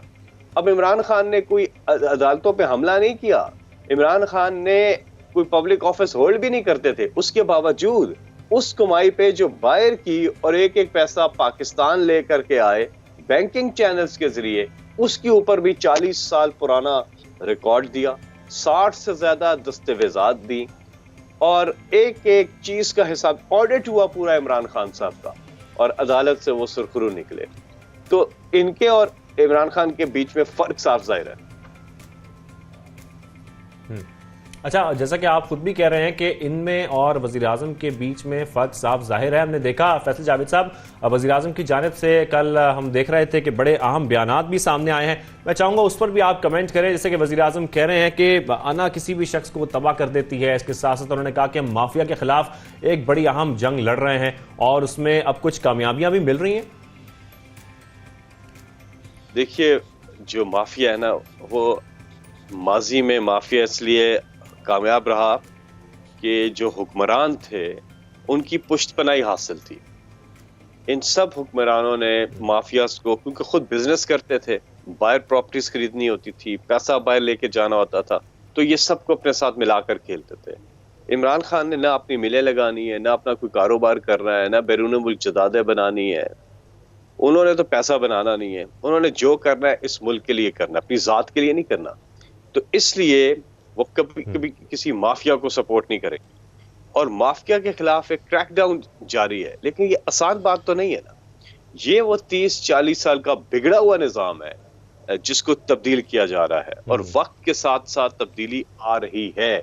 हम जो मेजर्स लेते हैं ना, वो लॉन्ग टर्म है, वो ये नहीं है कि आपने जुगाड़ से काम लेना है, वो वंस फॉर ऑल आपने पाकिस्तान को ठीक करना है ताकि आगे से पाकिस्तान ठीक रहे। तो उसके लिए मैय्यज ले रहे हैं और ये इसीलिए बहुत जरूरी है कंटिन्यूटी, बहुत ज्यादा जरूरी है कंटिन्यूटी पीटीआई की गवर्नमेंट की। और इंशाल्लाह आप देखेंगे कि हमारी कारकर्दगी की बिना पे ये कंटिन्यूटी हमारी इंशाल्लाह रहेगी। बिल्कुल ये कंटिन्यूटी रहेगी। और इसके साथ साथ फैसल जावेद साहब, हम देख रहे हैं कि पाकिस्तान को बड़ी कामयाबियां मिल रही हैं, पाकिस्तानी टीम, क्रिकेट टीम को, और वजीर आजम पाकिस्तान, उनका भी बड़ा फोकस रहा है खासतौर पर खेलों पर। तो आगे मजीद कामयाबी में अभी एक्सपेक्टेड है? देखिए पहले 2-2.5 साल तो कोई फोकस नहीं रहा प्राइम मिनिस्टर साहब का क्रिकेट के ऊपर, या वो अभी रिसेंटली उन्होंने थोड़ा सा इंटरेस्ट लिया है, क्रिकेट बोर्ड के अंदर भी तब्दीलियां की हैं और चीजों में इंटरेस्ट लिया है, और जिसकी वजह से हमने देखा है कि टीम की जो है एक नया स्पिरिट टीम के अंदर है, और अल्लाह करे कि ये टीम इसी तरह से अच्छा परफॉर्म करती रहे। बहुत सी इम्प्रूवमेंट की गुंजाइश है, काफी जगहों पे टीम ने इम्प्रूव करना है, जो कि कर रहे हैं, और बाकी स्पोर्ट्स के अंदर भी काम हो रहा है, आहिस्ता आहिस्ता चीजों में भी होगा। लेकिन यहाँ पे एक और नुक्ता भी अहम है, और वो नुक्ता है 92 न्यूज का।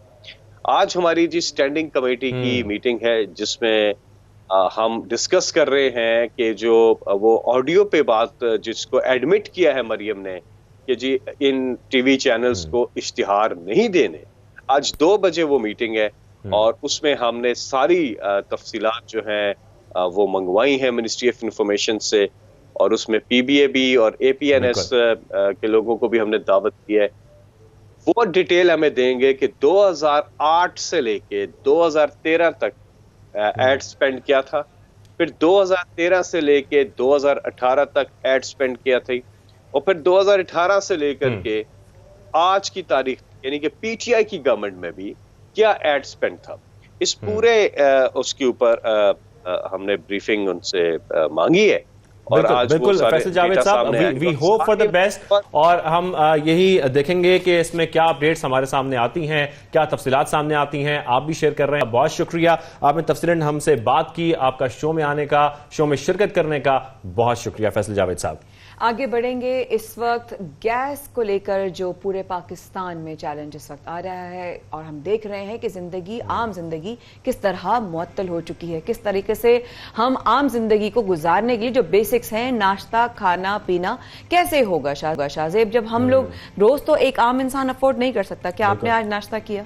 बिल्कुल, मैंने नाश्ता भी ऐसे ही किया, क्योंकि घर में तो गैस मेरे भी नहीं आ रही, और बहुत सारे ऐसे लोग हैं जो शदीद परेशान हैं क्योंकि गैस बहरान का सामना है इस वक्त। खासतौर पर कराची में मुख्तलिफ इलाकों में हम देख रहे हैं कि लोगों के घरों में जो घरेलू सार्फिन हैं उनको इन मुश्किलात का सामना है, और ये गैस लोड शेडिंग की जा रही है। कुछ ऐसे औकात हैं जिसमें गैस थोड़ी बहुत आती है, लेकिन कभी प्रेशर कम होता है, कभी वो बिल्कुल गायब हो जाता है, कभी प्रेशर बढ़ जाता है, लेकिन उस वक्त आप सो रहे होते हैं, वो रात के औकात होते हैं। तो ये जो और टाइमिंग्स में ये गैस प्रेशर्स का ऊपर और नीचे जाना है, इस वजह से जो शहरी हैं, जो सार्फिन हैं, उनको शदीद मुश्किलात का सामना है। और इसी पर हम बात भी कर लेते हैं, कुछ गुफ्तगू भी करते हैं। हमारे साथ मौजूद हैं तर्जुमान Sui southern gas company Salman Ahmad साहब, बहुत शुक्रिया हमें ज्वाइन करने के लिए शो में। सलमान साहब, शहरी बहुत परेशान हैं, शदीद मुश्किलात का सामना है, इस गैस बहरान की वजह क्या है? सर्दी की शिद्दत में अभी इतना इजाफा तो नहीं हुआ है? Thank you for having me on the show. First of all हम एक चीज़ को थोड़ा सा एग्री कर लें कि there is no concept like load shedding of gas. जी हाँ, लोड गैस मैनेजमेंट हम ज़रूर करते हैं, क्योंकि वो ज़रूरी होती है अपनी सप्लाई एंड डिमांड की रिसोर्सेज को एक बैलेंस क्रिएट करने के लिए। बेसिकली जो आपका सवाल है कि कितनी फ़ीसद आबादी जो है वो गैस लोड शेडिंग का शिकार है बकौल आपके, तो देखिए देयर इज़ नो बैरोमीटर सच कि जो डिटरमाइन कर सके कि कितनी आबादी कितनी परसेंटेज के हिसाब से जो है उनको थोड़ी सी इश्यूज़ आ रहे हैं। इश्यूज़ क्यों आ रहे हैं इसको भी पहले से ज़रा समझना पड़ेगा। इश्यूज़ जो आ रहे हैं वो बेसिकली आ रहे हैं कि हमारी जो डिमांड और सप्लाई है, जिसे हम सप्लाई रसद और तलब कहते हैं, उसके अंदर एक वाज़ेह डिफरेंस क्रिएट होता है। बिकॉज हमारी सप्लाईज जो हैं वो एक कंस्ट्रेंट सप्लाईज होती हैं हमारी, जो हमें गैस वेल्स से, हमें गैस ओनर्स के थ्रू हमें परचेज करते हैं हम, वो over the period of years deplete होते हैं। ये गैस के जो कुएं होते हैं, इनकी फिनोमेना है वर्ल्ड वाइड कि आज जो इसकी प्रोडक्शन है, जो अगले साल प्रोडक्शन है, उससे वो 7% 8% जो है वो लेस प्रोड्यूस करेगा। तो इस लिहाज से हमें जो सप्लाईज हैं वो डिटेरिएट होती हैं। हमारी सप्लाईज में पिछले अगर 3 साल की हम बात करें तकरीबन 250 से 300 MMCFD जो है हमारी सप्लाई जो है वो कर्टेल हुई है। एक तरफ तो सप्लाईज कर्टेल हो रही हैं, हमारी ज़ाहिर थोड़ी हमारी परेशानी का बायस बनता है, और दूसरे डिमांड जो है हमारी वो इंक्रीज होती है। देखिए सिस्टम में हर साल नए कस्टमर ऐड हो जाते हैं, न्यू कनेक्शंस मिलते हैं, उसके अलावा लोगों का गैस का लोड जो है वो एनहांस हो जाता है, तो हमारी जो डिमांड होती है वो आउटस्मार्ट कर रही होती है हमारी सप्लाईज को। तो जो एक ये वाज़ेह फर्क बनता है कि सर्दियों में आके और बड़ा हो जाता है, वजह आप सब जानते हैं कि सर्दियों में। ठीक है सलमान साहब, कतकला भी माजरत, आपसे अगला सवाल करना चाहूंगी। यही कहा कि डिमांड बढ़ जाती है और सप्लाई कम हो जाती है, ये तो हमें एक टेक्निकल और एक लॉजिकल हमें मसला नजर आया कि हो क्या रहा है।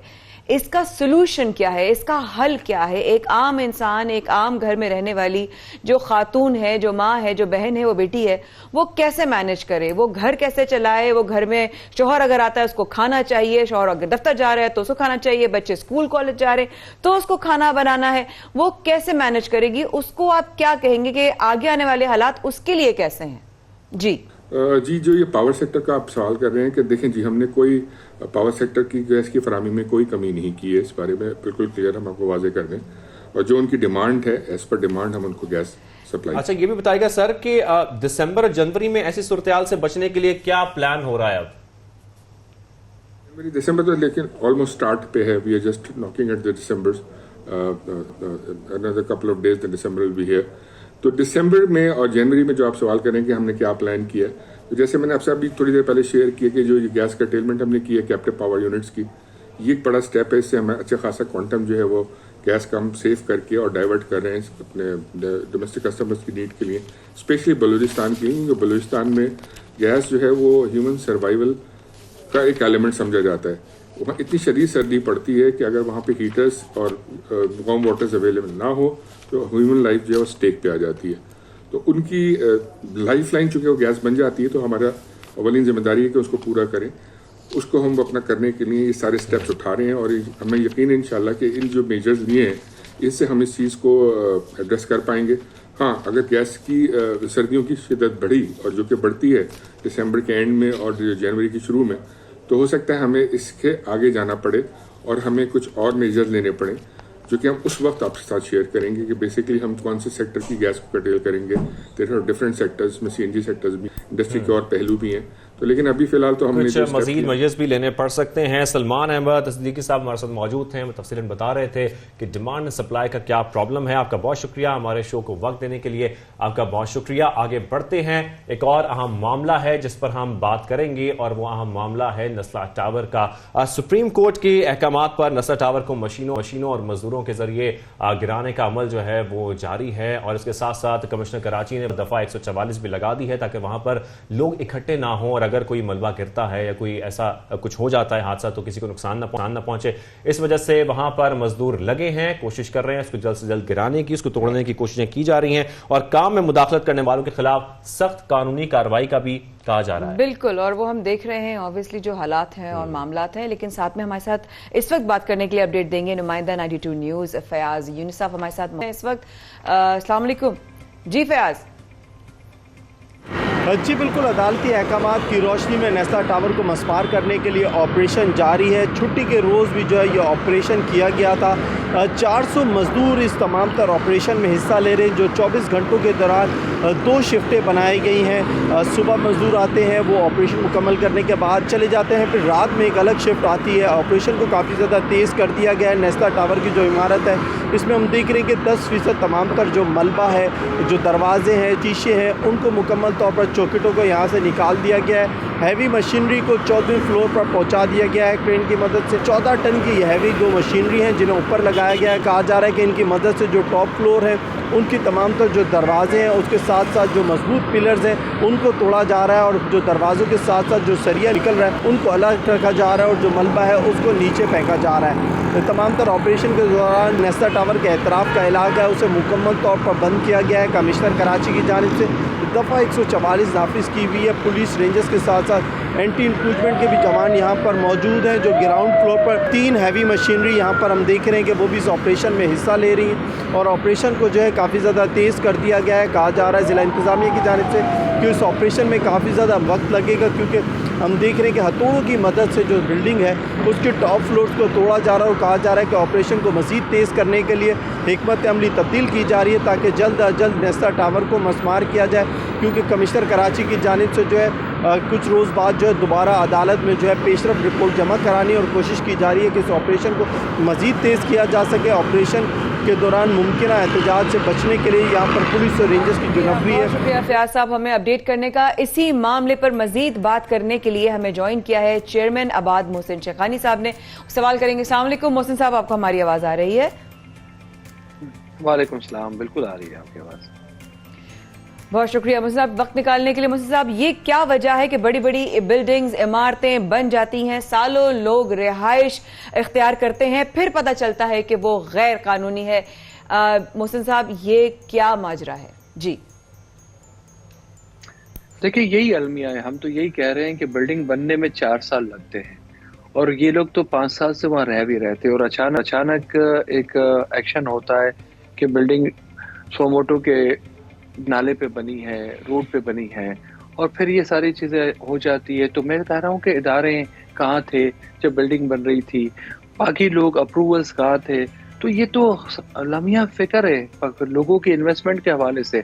हमें तो कोशिश करनी चाहिए कि हम किस तरीके से इस लॉ को प्रोटेक्ट करें कि एक दफ़ा अप्रूवल्स हो जाए उसके बाद कोई भी इदारा उसको ना कोई इस तरीके से पोजीशन बने, ना कोई ऐसा इंसिडेंट हो, लोगों की इन्वेस्टमेंट सेफ हो। हम तो आज सिर्फ यही डिमांड कर रहे हैं कि हमें सिर्फ ऐसा इदारा, ऐसी विंडो बताया जाए। गवर्नमेंट ऑफ सिंध का ऊपर आपका एलिगेशन है कि वहाँ पे करप्शन चीज़ें डेफिनेटली, लेकिन इदारे तो हम नहीं चला सकते। हम तो कहीं भी आप हमें कोई विंडो देंगे, वो कोई भी कोर्ट दे दे, फेडरल गवर्नमेंट दे, प्रोविंशियल गवर्नमेंट दे, तो वहाँ से अप्रूवल लेंगे। ये एक ऐसी हालात है, मैं समझता हूँ, जिसमें आने वाले वक्तों में हमें डिसाइड तो करना पड़ेगा कि हम किस डायरेक्शन में।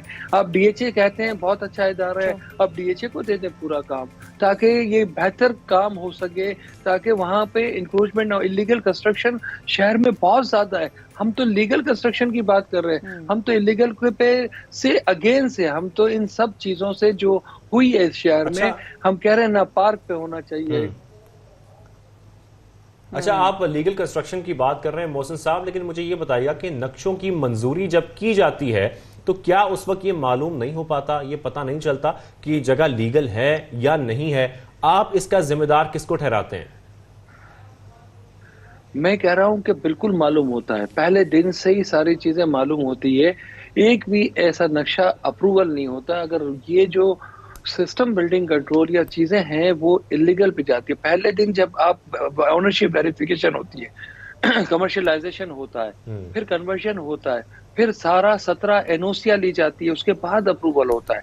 वो 17 एनओसियां लेने के बाद, बिल्डिंग बन जाने के बाद, लोग रहते हुए रहने के बाद ऐसे इंसिडेंट हो जाए तो फिर तो कारोबार कैसे होगा? आप मतलब ये तो बिल्डिंग बनने के बाद लोग हमारे घर पे, हमारे डेवलपर्स के, बिल्डर के घर पे वो आएंगे या वो पैसे वापस करें, तो बिल्डिंग तो बना दी थी उन्होंने, वो भी कहाँ से करेंगे? तो ये लोगों की इन्वेस्टमेंट्स का सवाल है, ये कराची के लोगों की, ओवरसीज पाकिस्तानों की इन्वेस्टमेंट का सवाल है। हम तो यही कहते हैं कोई ऐसा कानून बनाए, कोई ऐसी विंडो हो कि वो लोग जिम्मेदार हो जिन्होंने अप्रूवल किया, वो लोग जिम्मेदार हो जिन्होंने जमीन दी है। इसलिए कि ये दो इदारे जब मौजूद होंगे तो काम आगे होगा।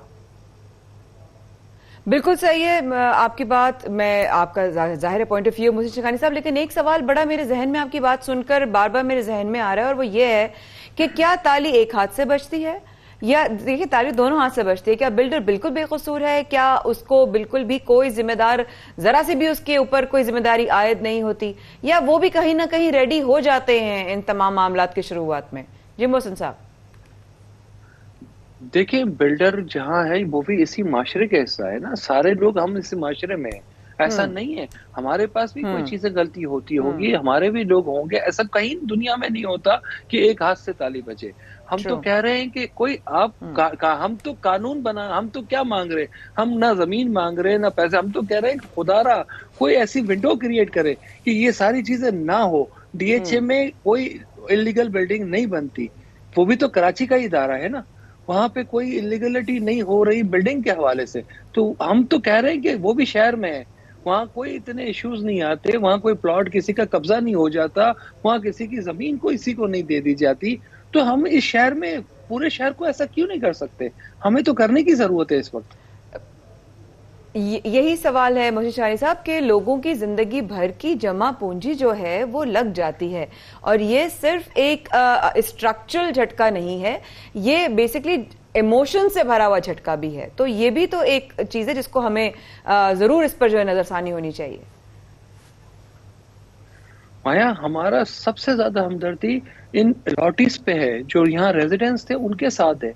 आप सोच भी नहीं सकती कि उन लोगों का क्या हाल हुआ है, उनके बच्चे किस खौफ से निकले हैं, उनके बड़े बुजुर्ग किस तरीके से, और उनको कंपनसेशन नहीं मिले बगैर, पहले हम कह रहे हैं कि पहले ये डिसाइड हो जाए कंपनसेशन होना चाहिए, उनको पहले निकाल दिया और फिर बिल्डिंग, तो दोनों फैसले हैं कोर्ट के कि कंपनसेशन भी होना चाहिए और बिल्डिंग भी टूटनी चाहिए। हम कह रहे हैं कोर्ट का फैसला है, ठीक है, कंपनसेशन तो पहले देना चाहिए किसी को रोड पे निकालने से पहले। उस पर कोई बात करने के लिए गवर्नमेंट की तरफ से कोई ऐसी चीजें कहीं भी डिसाइड नहीं हुई। तोड़ने के लिए बहुत है, ठीक है, टूट जाए, लेकिन इन लोगों को बाहर निकालना है। आप भी ठीक कह रहे हैं मोहसिन साहब, बात यहीं पर आके रुकेगी। तो बिल्डर दे, बिल्कुल बात यहीं पर आकर रुकेगी कि बिल्डर्स की जिम्मेदारी है। असल में कार्रवाई उनके खिलाफ इसलिए भी होनी चाहिए और अहकामात उनको भी दिए गए हैं कि वो तमाम कंपनसेशन जो उनको करनी है वो करानी पड़ेगी, क्योंकि आगे की भी अगर कुछ इमारतें गिरेंगी, जो नाम आ रहे हैं 15-16 इमारतें गिरा दी गई, तो उसके जो रिहाइश पजीर वहां पर लोग हैं वो कहां जाएंगे, और वहां के भी अगर बिल्डर्स भाग जाते हैं तो क्या उनके खिलाफ कोई कार्रवाई नहीं होगी? तो सबसे पहले तो बिल्डर्स के खिलाफ कार्रवाई करने की जरूरत है। मैं कह रहा हूं बिल्कुल, जो भी जिम्मेदार है, बिल्डर है, जमीन देने वाला है, अप्रूवल अथॉरिटीज है, गवर्नमेंट है जिन्होंने बनवाया है, जो भी है, मैं तो कह रहा हूँ फिक्स करने की जरूरत है ना। अगर मैं हूं तो मुझे भी फिक्स करने की जरूरत है। मैं ये नहीं कह रहे, हम तो ये कह रहे हैं ताकि लोगों को सिक्योर किया जाए, लेकिन पता तो चलना चाहिए ना जिम्मेदार कौन है। हमें ये तो तयन करने की जरूरत है ना कि हम किसको जिम्मेदार ठहराएंगे। बिल्कुल सही आप कह रहे हैं मोहसिन शहानी साहब के वाकई में होना चाहिए और जिम्मेदारी लेनी चाहिए, क्योंकि एक इंसान अपनी तमाम परमिशंस के बाद, सारी फाइल, सारा पेपर वर्क करने के बाद उस जगह पे जाकर पहुंचता है। मेरा इस सारी बात से सवाल जो मेरा आ रहा है आपकी तरफ वो ये है कि इस तमाम सिचुएशन का जो बैकग्राउंड स्टोरी है, कि इसका दरअसल पसे मंजर है क्या, जरा आवाम को वो भी तो बताइए प्लीज। देखिए, सो मोटो एक्शन हुआ था इस पे कि ये नाले पे बिल्डिंग है, फिर ये डिसाइड हुआ कि नहीं, नाले पे नहीं है। फिर उनका फैसला जो है उसमें लिखा हुआ है कि 780 गज जमीन सही है और 241 गज जमीन इंक्रोचमेंट है। सिंधी मुस्लिम सोसाइटी ने एक्स्ट्रा लैंड दी है, जो एक्स्ट्रा लैंड दी है वो केएमसी की जमीन थी, और हमने कहा कि अगर केएमसी आती कोर्ट में, सिंधी मुस्लिम सोसाइटी आती, इदारे आते, तो वाज़ेह हो जाता कि कौन रिस्पॉन्सिबल है। जबकि हमने रिस्पॉन्सिबिलिटी नहीं फिक्स की, हमने सिर्फ ये कहा कि ये लीगलिटीज है, इसको तोड़ दिया जाए। वो एक ये भी है आता है कि क्यों नहीं किया। बिल्कुल सही बात है मोहसिन शहानी साहब, बहुत शुक्रिया हमारे साथ फोन लाइन पर आने के लिए। हम इंशाल्लाह फिर आपको तकलीफ देंगे। और इस वक्त सुबह सवेरे पाकिस्तान में हुआ है एक वक्फे का वक्त। वही वाली बात है कि आपको रखेंगे अपडेट खेलों की दुनिया से भी, अभी और भी बहुत सारी खबरें हैं, लेकिन शाहजेब और माया को दीजिए थोड़े से वक्फे की इजाजत, रहिएगा हमारे साथ, अभी आते हैं वापस।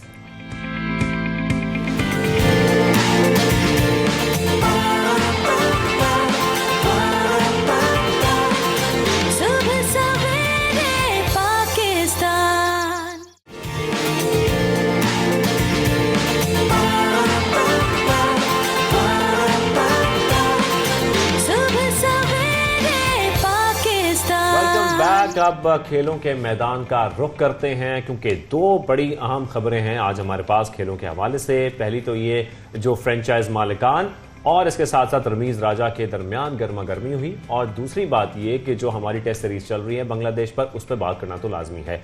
तो इस पर हम बात कर रहे हैं। आपको बताएं कि पहले कुछ मीडिया रिपोर्ट्स के मुताबिक चेयरमैन रमीज राजा पीएसएल फ्रेंचाइज मालिकान पर गुस्सा हुए, और फ्रेंचाइज मालिक ने यह कहा कि पीएसएल हमारी वजह से है, वो इन्वेस्टर हैं। यकीनन ये जुमले इंतहाई गर्म हैं। साथ ही आपको ये भी बताएं कि पाकिस्तान और बांग्लादेश का पहला टेस्ट मैच इंतहाई दिलचस्प सूरत-ए-हाल इख्तियार कर गया है। तीसरे रोज बॉलर्स गेम पर छाए रहे। पहले बांग्लादेश बॉलिंग लाइन ने पाकिस्तानी बैटर्स को परेशान किया और कौमी टीम को 286 रन पर पेविलियन लौटा दिया। पाकिस्तान की जानिब से आबिद अली ने सेंचुरी स्कोर की, बहुत अच्छी परफॉर्मेंस दिखाई। अब्दुल्ला शफीक भी पहले बहुत अच्छा खेले थे।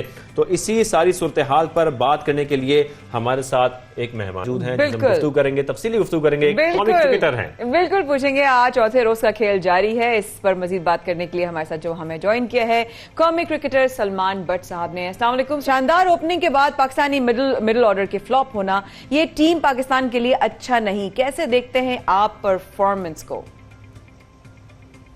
देखिए, ओपनिंग पार्टनरशिप नो डाउट बहुत जबरदस्त थी, लेकिन उसके बाद मोमेंटम बड़ा जोल्ट हुआ पाकिस्तान का विकेट्स गिरने की वजह से, और विकेट्स गिरी हैं बैक टू बैक। और सिवाय बाबर आजम ने 10 रन किए हैं, बाकी 4 विकेट्स तो सिंगल फिगर्स में गिरी हैं, डबल फिगर्स में भी नहीं गए। सो एक क्वालिटी स्पिनर था पूरी बांग्लादेश की बॉलिंग में, एक ही अच्छा बॉलर था, उसी से पाकिस्तान की पूरी टीम को ट्रबल हुई। आई थिंक कि बैटिंग ने थोड़ा इंटेंट कम दिखाया थोड़ा।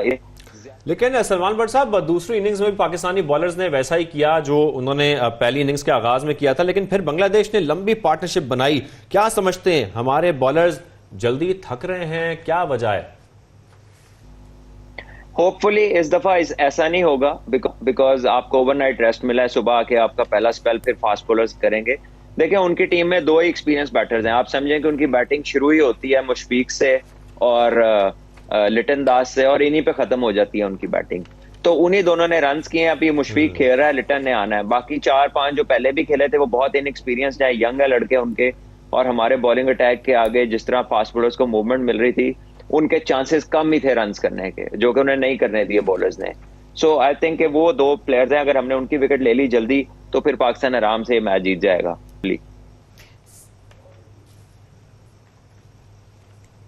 जी बिल्कुल सही। ये बताइएगा कि बांग्लादेश के इस ट्रैक पर चौथी इनिंग्स पाकिस्तान के लिए कितनी मुश्किल साबित हो सकती है? देखिए, अभी तक तो इस ट्रैक में कोई ऐसी चीज नजर नहीं आई है कि जो आप कहें कि जी पिच ने आउट किया किसी को। आई थिंक आउटस्टैंडिंग बॉलिंग किया ताजुल इस्लाम ने, ठीक है। इफ एनीथिंग थोड़ा स्पिन ज्यादा होना चाहिए आखिरी दिन तक या कल के दिन में। हर गुजरते दिन के साथ थोड़ी स्पिन को ज्यादा मदद मिलती है, लेकिन फास्ट बॉलर्स के लिए भी मदद है, शॉट्स भी लग रहे हैं। बहुत अच्छा टेस्ट मैच का पिच है बांग्लादेश में। अच्छा साहब, अजहर अली, कप्तान बाबर आजम, फवाद आलम, मोहम्मद रिजवान, ये सब वो लोग हैं जो बहुत बड़ा स्कोर नहीं कर सके हैं। सेकंड टेस्ट मैच की अगर बात करें, आप क्या समझते हैं, प्लेइंग 11 में कोई तब्दीली लानी चाहिए? देखिए, अब हर एक मैच के ऊपर तो आप टीम नहीं बदलते। हाँ, कंसिस्टेंटली अगर पैटर्न में कोई बंदा फेल हो रहा है over a period of time, तो फिर आप उसको चेंज करते हैं। स्पेशली मैं उन प्लेयर्स की बात कर रहा हूँ जो कंसिस्टेंट परफॉर्मर्स हैं या जो एक्सपीरियंस प्लेयर्स हैं। तो हमारे यहाँ T20 देख देख के ना मिजाज भी लोगों का वैसा बन गया कि मैच भी पूरा नहीं होता और निकालने और डालने शुरू हो जाती है। सही सलमान साहब, एक और बड़ा अहम सवाल, वेस्ट इंडीज के खिलाफ होम सीरीज में कोचिंग का आर्जी सेटअप होगा। बैटिंग के लिए मोहम्मद यूसुफ और बॉलिंग के लिए उमर गुल के नामों पर गौर किया जा रहा है। आप इसे कैसे देखते हैं? देखिए, I don't know, obviously relation तो अच्छा ही रहना चाहिए, क्योंकि दोनों अपनी एफर्ट्स करते हैं जो है पाकिस्तान क्रिकेट को बेहतर करने के लिए। जहां क्रिकेट बोर्ड डेफिनेटली वो तो एक बॉडी ही इस काम के लिए है, मदर बोर्ड है, तो क्रिकेट की बेहतरी के लिए काम करता है। वहीं पे फ्रेंचाइजेस भी जो हैं वो उसकी मेजर सपोर्ट है PSL में। ऑब्वियसली वो इन्वेस्टर्स हैं, पैसा इन्वेस्ट करते हैं, प्लेयर्स को ग्रूम करते हैं। They play there part in doing good for Pakistan cricket. तो इनमें रिलेशन अच्छे रहने चाहिए। मुझे नहीं पता उनके दरमियान क्या बात हुई है, बहरहाल इनके दरमियान रिलेशन अच्छे रहने चाहिए। साहब, सलमान साहब, आप कुछ बात कर लेते हैं PSL पर। ये बात तो हो चुकी है, हमने देखा है कि फ्रेंचाइज मालिकान और जो इसके साथ साथ रमीज राजा है उनके दरमियान कुछ गर्मा गर्मी हुई है। अब PSL को ये कुछ नुकसान पहुंचा सकती है, कुछ नुकसानदेह साबित हो सकती है, आप क्या समझते हैं?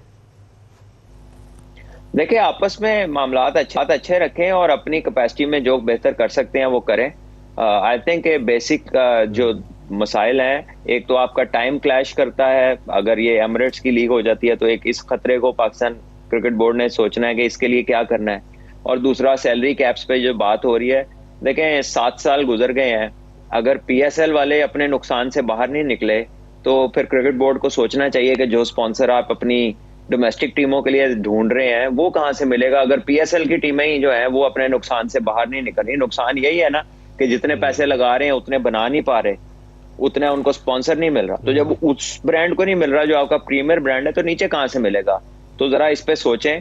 जो लोग आपके साथ पहले एंगेज थे, या तो आप उनको एंगेज कर लें और मान लें कि आपने जो नया सेटअप जो सोच के बनाया था वो पाकिस्तान में सूटेबल नहीं है। सवाल बिल्कुल बिल्कुल, पाकिस्तान सुपर लीग को मजीद कामयाब बनाने के लिए क्या बोर्ड और फ्रेंचाइज मालिकान को कोई फौरी हल निकालना चाहिए?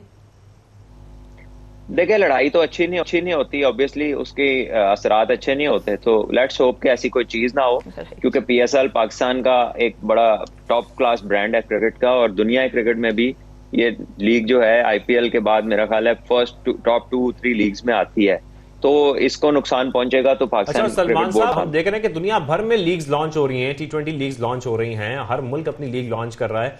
अगर पाकिस्तान में PSL के लिए ऐसे ही गर्मा गर्मी चलती रही, लड़ाइयां चलती रही, लड़ाई झगड़े चलते रहे या मामलात खराब रहे, तो आपको लगता है कि बाकी ममालिक की जो लीग्स हैं उससे PSL पीछे रह जाएगा?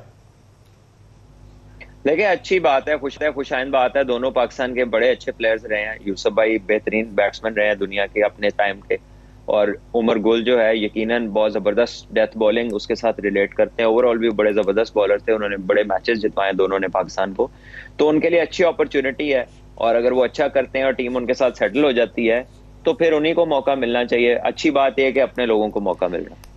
बहुत शुक्रिया सलमान भट्ट साहब, बहुत शुक्रिया आपके वक्त का, थैंक यू सो मच हमारे साथ फोन लाइन पे शामिल होने के लिए। वैसे अगर आप पाकिस्तानी हैं तो क्या ऐसी अहम चीज है जो आपकी जिंदगी में शामिल होना जरूरी है शाहजेब? वो ये है कि आपने क्रिकेट का फैन जरूर होना है, आपके लिए क्रिकेट का फैन बनना लाजमी है, आपने क्रिकेट को पसंद भी करना है, आपने क्रिकेट को देखना भी है, क्योंकि एक बड़ा दिलचस्प सर्वे किया गया है गैलप सर्वे की जानिब से। गैलप पाकिस्तान सर्वे ये किया गया है जिसमें ये पता लगा है कि तकरीबन 58% खवातीन और 72% मर्दों के मुताबिक क्रिकेट टीम को सपोर्ट करना बहुत जरूरी है, इसके बगैर कुछ पॉसिबल ही नहीं है। क्रिकेट को लाजमी हमने सपोर्ट करना है, देखना भी है, और इसी पर हम बात भी कर लेते हैं। इसी सर्वे पर हमारे साथ मौजूद वक्त executive director Gallup Pakistan Bilal Gilani साहब को। बिलाल गिलानी साहब, बहुत शुक्रिया हमें ज्वाइन करने के लिए। बिलाल साहब, कैसे हैं आप? ठीक ठाक हैं? सबसे पहले तो ये बताइएगा कि सर्वे का सैंपल साइज क्या था, कितने अफराद की राय को सर्वे में शामिल किया गया है? जी बहुत शुक्रिया, थैंक यू सो मच। इसमें तकरीबन 1700 मर्द और ख़वातीन जो चारों सूबों में थे, देहातों में, शहरों में, यंग और बूढ़े, इनका एक सैंपल हमने यूज़ किया। अच्छा, और सर्वे के दौरान सर ये बताइएगा कि सर्वे के दौरान मजीद कौन कौन से सवाल हुए और ज्यादा शहरियों ने क्या जवाब दिया? जी बिल्कुल, तो बेशतर औकात आपने भी देखा होगा कि सर्विस जो हैं वो कभी इकॉनमी पे या कभी किसी मुश्किल और जो है ऐसे टॉपिक्स पे कि जो कभी अच्छी खबर नहीं भी आती उनसे, तो हम चाहते थे कि हम पाकिस्तानियों की जो उनके शौक़ है, जैसे क्रिकेट है और दीगर शौक़ हैं, इनके बारे में भी जानें, क्योंकि पाकिस्तान जो है वो सियासत से बढ़कर बहुत सी और चीज़ें भी पाकिस्तान में होती हैं। तो उसके लिए सवाल पूछा गया कि आपके ख्याल से एक अच्छा पाकिस्तानी होने के लिए क्या चीज़ सबसे अहम है। तो उसमें ये सवाल दुनिया भर में भी पूछा जाता है कि लोग जो हैं वो अपनी स्पोर्ट से, नेशनल स्पोर्ट से बहुत एफिलिएट होते हैं, तो पाकिस्तान में ये शरह कैसे देखी गई है, और ये पाकिस्तान की क्रिकेट टीम जो है कभी मैचेस जीतती है, लेकिन बिलाल साहब अगर नेशनल स्पोर्ट की बात हो रही है तो फिर तो हमें हॉकी का जिक्र करना जरूरी है कि हमें हॉकी का फैन होना चाहिए, हॉकी देखनी चाहिए और ये कहना चाहिए कि हमारे हॉकी के कौन कौन से प्लेयर्स हैं, हम उनके फैन हैं। बिल्कुल, हम ये सवाल भी पूछते हैं लोगों से कि आप कौन सी स्पोर्ट्स जो है वो सबसे ज़्यादा देखना चाहते हैं और देखते हैं। तो इंटरेस्टिंगली क्रिकेट जो है वो आहिस्ता आहिस्ता बहुत हावी हो गई है। तकरीबन 70% पाकिस्तानी ये कहते हैं कि उनका जो शौक़ है वो क्रिकेट देखने का है। सिर्फ 8% जो है वो हॉकी को कहते हैं। हॉकी नंबर 2 है मगर with a very big margin. तो इसमें हमने ये देखा कि लोग जो है वो पाकिस्तानी क्रिकेट टीम को सपोर्ट करना जो है वो उसके बारे में ये समझते हैं कि अगर आप सपोर्ट नहीं कर रहे, अगर आप उनको क्रिटिसाइज़ कर रहे हैं तो इसका मतलब है कि आप एक अच्छे पाकिस्तानी नहीं हैं। और ये उनके जज्बे का इजहार है, वो पाकिस्तान की क्रिकेट टीम से, क्रिकेट से बहुत मोहब्बत करते हैं और किसी को उनके बारे में बुरा कहता देखना नहीं चाहते।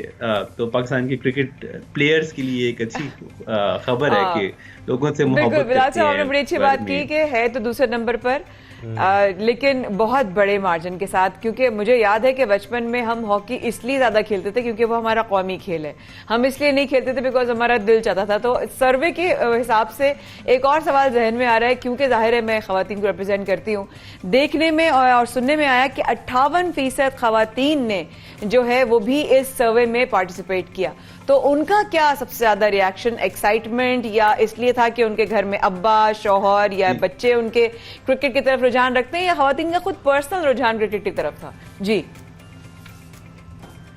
जी बिल्कुल। तो कुछ तो पर्सनल रुझान भी है। आपने, हम जब सवाल करते हैं तो ख्वातीन भी बहुत सी ये कहती हैं कि वो क्रिकेट मैचेस देखती हैं, और कुछ हमने देखा कि मर्दों के मुकाबले में उनकी जो क्रिकेट से अकीदत है वो उतनी ज़्यादा नहीं है, बल्कि कुछ ने हमसे ये भी इजहार किया कि लोग मर्द हजरात जो है वो क्रिकेट देखने लग जाते हैं, तो हमने ड्रामा देखना होता है या हमने कुकिंग शोज़ देखने होते हैं या हमने न्यूज़ देखनी होती है। ख़वातीन जो है न्यूज़ बहुत शौक से देखती हैं, तो ये क्रिकेट जो है ये हमारे और घर में एक इशू बन जाता है, क्योंकि हर वक्त सारा दिन बस टीवी चलता रहता है। तो ख़वातीन में भी पजीराई है क्रिकेट की, मगर उतनी ज़्यादा नहीं है।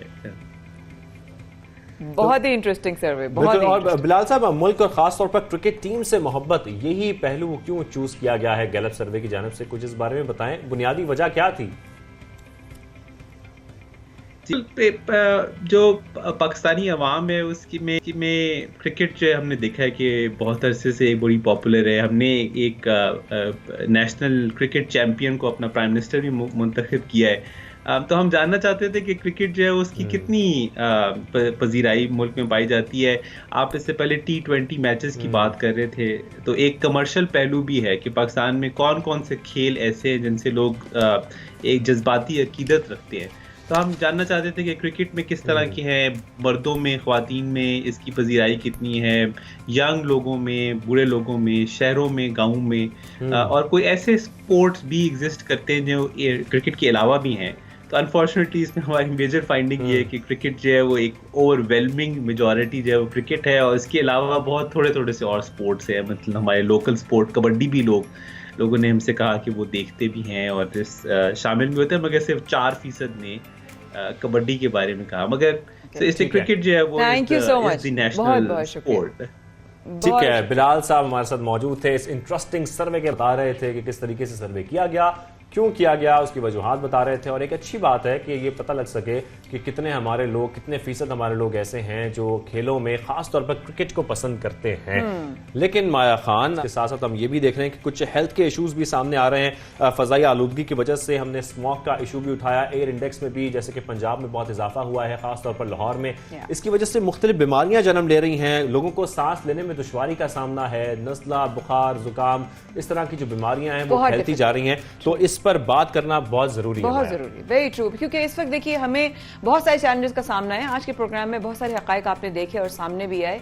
नजरियाती जाहिर इख्तिलाफ हो सकता है, लेकिन अपने आप में हमें एज अ कौम बहुत सारे चैलेंजेस का सामना है, जिसमें सेहत एक बहुत ही ज्यादा जरूरी बात है। इस वक्त हमारे साथ गेस्ट मौजूद हैं। हमारी गेस्ट हमारे साथ मौजूद हैं माहिर ग़िज़ाइयत अरीशा खान, आपको खुशामदीद कहेंगे, बहुत शुक्रिया में ज्वाइन करने के लिए। अरीशा, फ़ज़ाई आलूदगी सांस की तकलीफ का बायस बनती है, लोग बीमार हो रहे हैं, क्या करना चाहिए हमें, एहतियाती तदाबीर क्या इख्तियार करनी चाहिए? देखिए, सबसे ज्यादा जो मैं इस मामले में बोलूंगी, जो आजकल सबसे ज्यादा लोगों को ये सामने सिम्टम आ रहा है वो खांसी का आ रहा है, थोड़ा छोटा है। तो इस बारे में बात काफी हो चुकी है, अपनी इम्यूनिटी बढ़ाएं, जिंक का इस्तेमाल करें, फ्रूट्स का इस्तेमाल करें। बट जो कंजर्वेटिव मैनेजमेंट होती है कि जब आपकी फिलहाल कंडीशन है उसको किस तरह से ठीक किया जाए, उस बारे में हमें अब ज्यादा फोकस करना चाहिए। लाइक हमारे यहाँ थोड़ी सी गले की खांसी का मसला है, थोट का मसला है, तो ऐसी चीजों में उन चीजों का इस्तेमाल करना चाहिए जो हमें सूदिंग इफेक्ट दें। लाइक सूप का इस्तेमाल, शहद का इस्तेमाल, ये सब चीजें एक सूदिंग इफेक्ट देती है। सेकेंडली, उन चीजों का इस्तेमाल, उनसे बिल्कुल परहेज किया जाए जिनमें घी इस्तेमाल हो, फ्राइड आइटम्स हो। क्योंकि नॉर्मली होता क्या है कि जब तबीयत खराब होती है या फिर थोट का मसला होता है, तब गर्ड रिफ्लेक्सेस बहुत होते हैं, जो कि बहुत ज्यादा कोविड में एज अ सिम्टम दिखने में भी आए। उन गर्ड रिफ्लेक्सेस की वजह से वो आपके जब गले की तरफ पहुंचते हैं तो उस जलन को, उस इन्फ्लेमेशन को बढ़ा देते हैं। तो बेटर है कि घी का इस्तेमाल या फैटी चीजों का इस्तेमाल न किया जाए। बहुत ही एसिडिक चीज़ों का इस्तेमाल न किया जाए और वो चीज़ें खाई जाएं जो हमारे लिए फॉलो करना या फिर निकलने में ज़्यादा आसानी से, जिनमें दूध का इस्तेमाल, दही का इस्तेमाल। अर्षा, आपने बहुत अच्छी ये बात बताई कि क्या खाना चाहिए और क्या अवॉइड करना चाहिए। एक सवाल करना चाहूंगी इसी के हवाले से, और वो ये सवाल है मेरा कि आपने कहा कि घी अवॉइड करें, ये इस तरह की चीज़ें अवॉइड करें जो आपको एसिडिटी पैदा करें आपकी बॉडी के अंदर।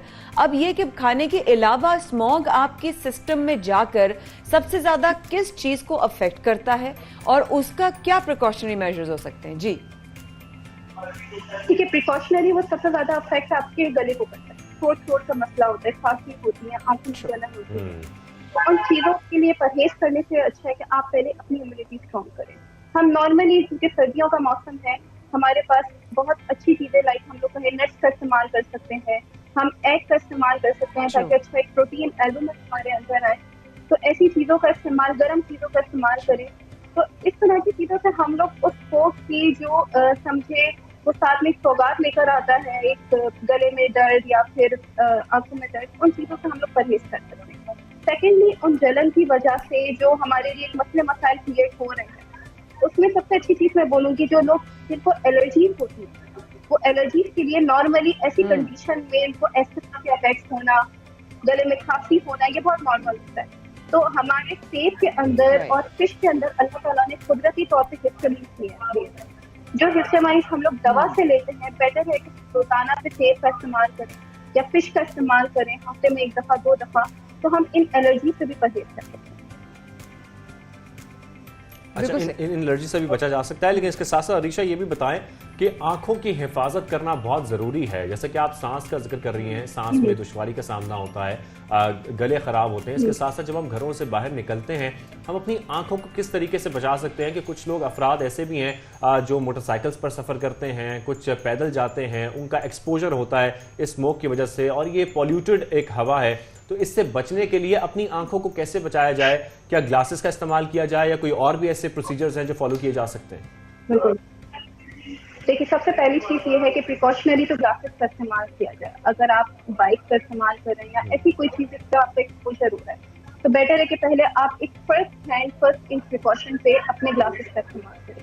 सेकेंडली, अगर एकदम से ऐसा होता है कि आंखों में जलन हो रही है, तो फिर जो भी आपके पास पानी मुयसर होगा या रोज वाटर होगा, फौरन के फौरन अपनी आंखों को धोएं। मतलब फर्स्ट एड से आपने अपनी आंखों को धोना है ताकि वो सारी इन्फ्लेमेशन या सारे बैक्टीरिया निकल जाए। थर्ड चीज ये कि जो लोग जिनमें विटामिन ए की कमी होती है, जिन लोगों में विटामिन ए की कमी होती है, वो ज्यादातर प्रोन होते हैं ऐसी इन्फ्लेमेशन से, जिसको हम लोग कहते हैं, कुछ लोगों को सूरज की एकदम जलन स्टार्ट हो जाती है, या फिर कुछ लोग ज्यादा सेंसिटिव होते हैं। तो वो अपना विटामिन ए का इस्तेमाल बढ़ाएं, जिसमें हमारे गाजर बहुत अच्छा आ जाता है, टमाटर बहुत अच्छा आ जाता है। तो सर्दियों में इस तरह के फल और इस तरह की सब्जियां बहुत कॉमन जिनमें विटामिन ए बहुत अधिक है, तो उन चीज़ों का इस्तेमाल अच्छा करें।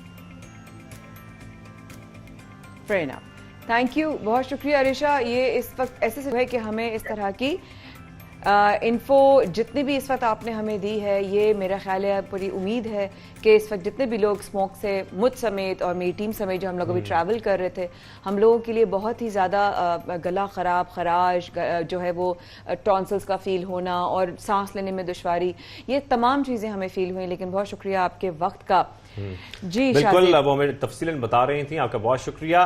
तो आज के शो से इतना ही। कल इंशाल्लाह मुलाकात होगी दोबारा सुबह सवेरे पाकिस्तान में, जिसमें बहुत सारी खबरें होंगी, बहुत कुछ होगा। तो कल हमसे दोबारा मिलिए सुबह 9 बजे। जब तक के लिए मुझे और माया खान को दीजिए इजाजत। अल्लाह हाफ़िज़।